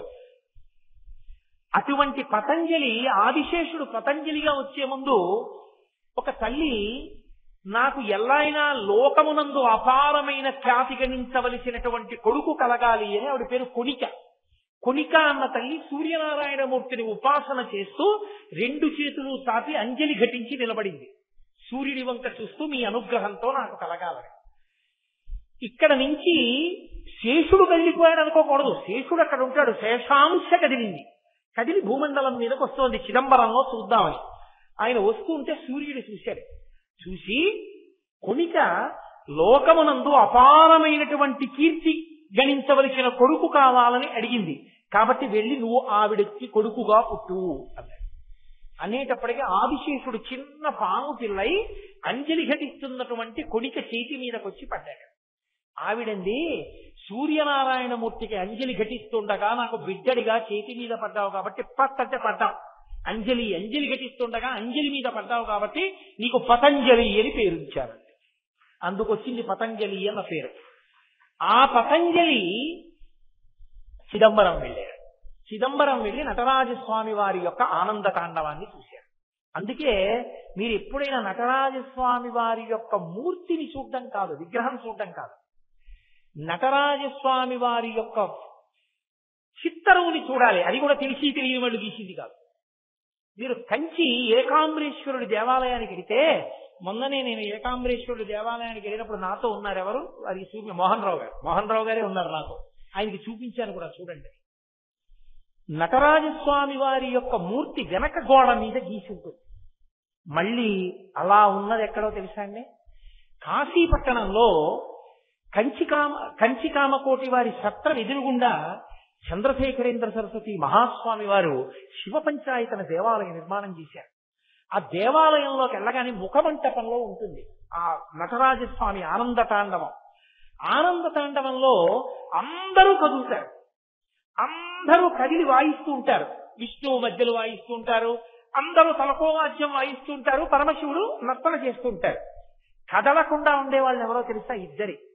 ఒకరు వ్యాఘ్రపాదుడు, ఒకరు పతంజలి. అందుకే ఆనంద తాండవం చూడ్డానికి వచ్చిన పతంజలి ఏం చేశాడంటే, కిందంతా పాము శరీరం, ముఖం ఒక్కటి మనిషి ముఖం, కిందంతా పులి శరీరం, ముఖం ఒక్కటి మనిషి ముఖం వ్యాఘ్రపాదుడి. ఇప్పుడు మళ్ళీ నేను వ్యాఘ్రపాదుడి చరిత్ర అంతా ఎక్కడ చెప్పను, అందుకని వ్యాఘ్రపాదుడు అంతే అలా అనుకోండి. పతంజలి చెప్తున్నాను వినండి అంతే, అక్కడ అవసరం కాబట్టి. కాబట్టి ఇప్పుడు పాము శరీరం, ముఖం మనిషిది. పతంజలి అలా చూస్తూ ఉంటాడు నమస్కారం చేస్తూ, తప్ప ఆయనేం వాయించడు. చూసి మురిసిపోతుండేవాళ్ళు వాళ్ళిద్దరే, మిగిలిన వాళ్ళందరూ వాద్యాలు మోగిస్తారు. అట్నుంచి వ్యాఘ్రపాదుడు చూస్తుంటాడు. ఆదిశేషుడు కడు పతంజలిగా వచ్చి ఆనంద తాండవాన్ని చూస్తున్నాడు. చూశాడు చూశాడు చూశాడు చూశాడు పొంగిపోయాడు. పొంగిపోయి వీళ్ళందరి వంక చూశాడు. అందరూ ఏదో ఒకటి వాయిస్తున్నారు, తను పాము తనేం వాయిస్తాడు? బాధేసి, అరే నేను ఏదో ఒకటి చెయ్యాలి, ఆనంద తాండవం ఇంత గొప్పగా ఉంది పరమేశ్వరుడు, అందుకు కదూ శ్రీ మహావిష్ణువు పొంగిపోయారు. నేను ఏదో చెయ్యాలి, ఏం చెయ్యాలని చూశాడు. చూసి ఏం చెయ్యాలో అర్థం కాక, చెయ్యడానికి నేను పావుని కాబట్టి రెండే చేయగలను. మీరందరూ చూస్తే వినలేరు, వింటే చూడలేరు. ఎందుకంటే రెండూ కలిపి ఒక ఇంద్రియంతో మనం చెయ్యం. వినాలంటే చెవులు ఉండాలి, చూడాలంటే కళ్ళు ఉండాలి. తప్ప ఒకే ఇంద్రియంతో చూస్తూ వినడం మనకు కుదరదు. చెవులు మూసేసి కళ్ళతో చూస్తూ వినమంటే కుదరదు, కళ్ళు మూసేసి చెవులతో చూస్తూ వినమంటే చెవులు చెయ్యవు. పావుకి చెవులు చూస్తాయి, వింటాయి. అందుకని నేను చూస్తూ ఇవన్నీ వింటూ మురిసిపోతానని నమస్కారం చేస్తూ ఉండిపోయాడు. అది మీరు కాశీపట్టణంలో చూడాలి.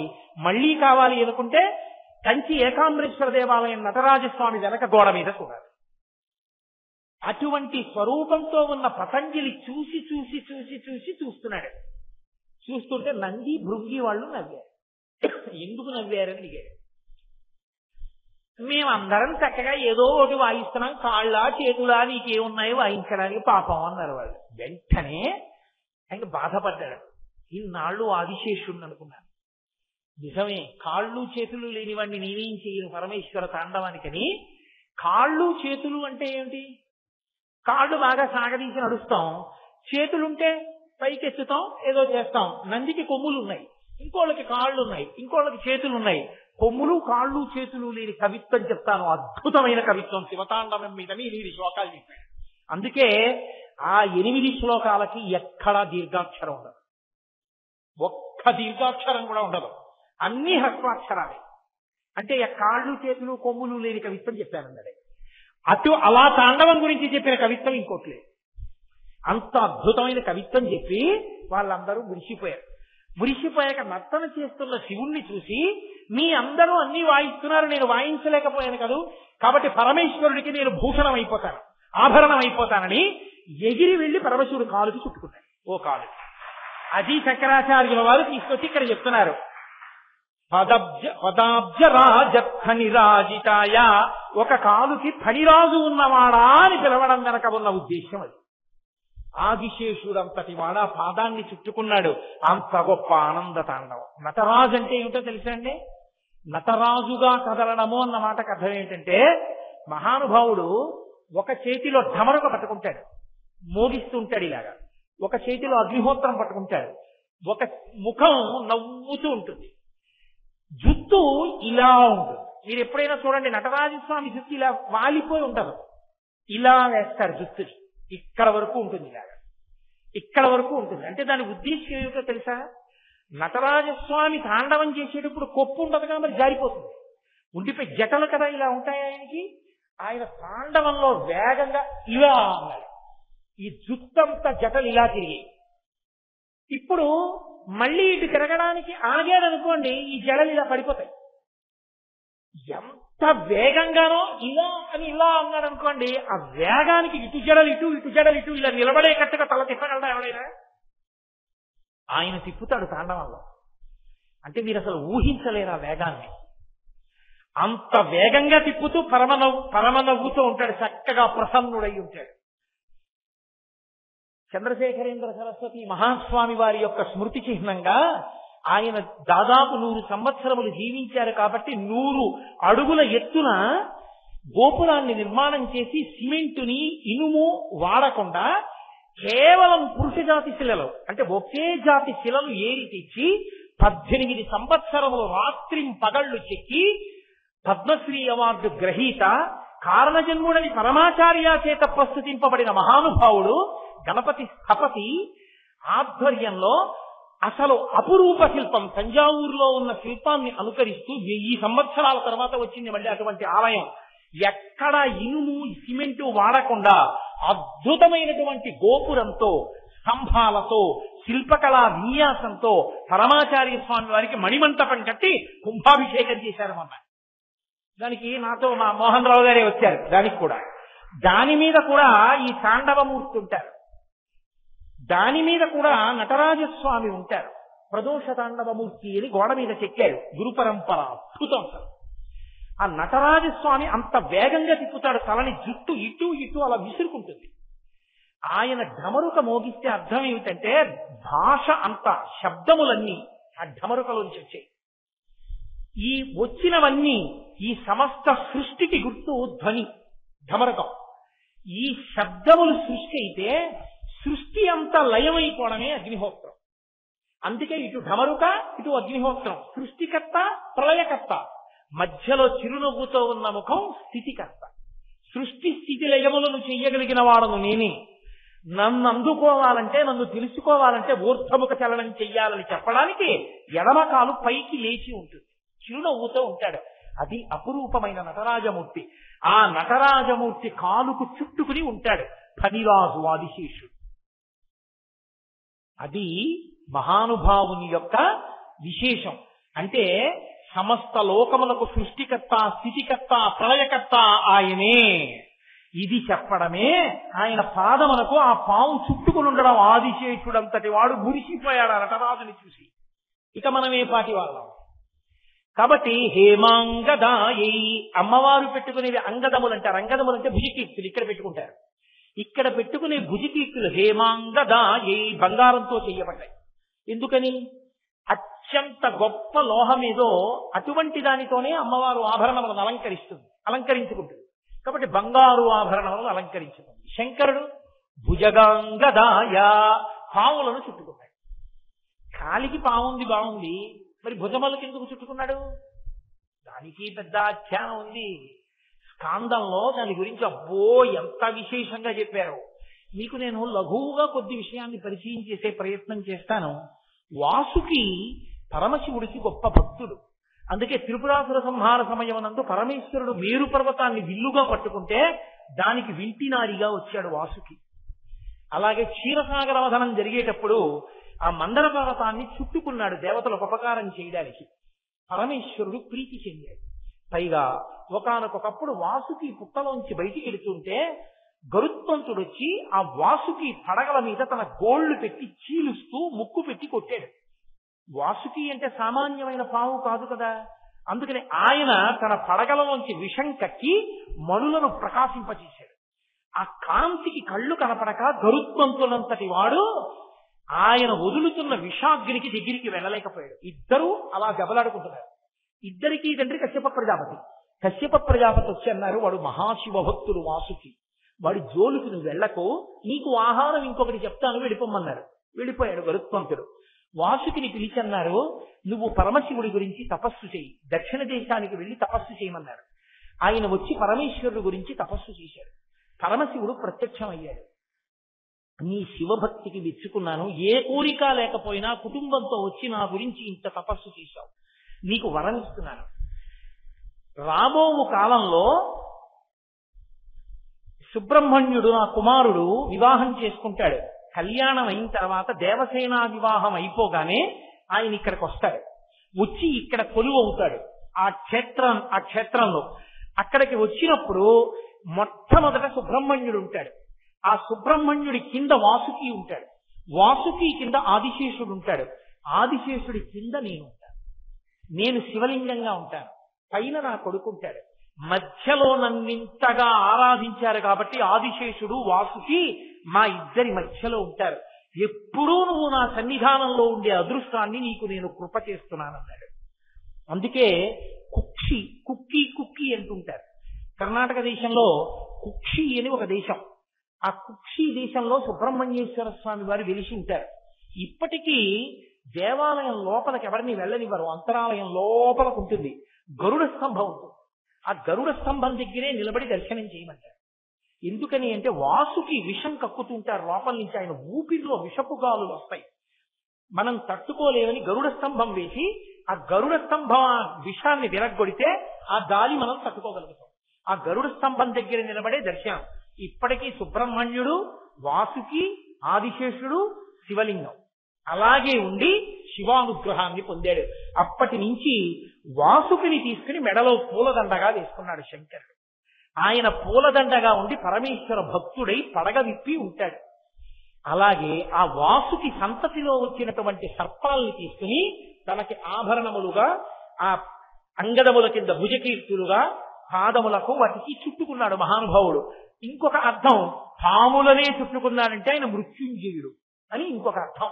కాబట్టి పాములను ఆభరణములుగా చుట్టుకోవడం వెనక అంతటి దయామయుడై సర్పజాతిని అనుగ్రహించాడు పరమేశ్వరుడు. వాళ్ళందరూ శివభక్తులు.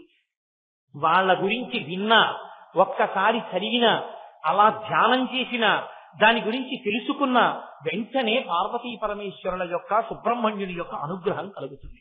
కలిగితే ఇల్లు చల్లగా ఉంటుంది.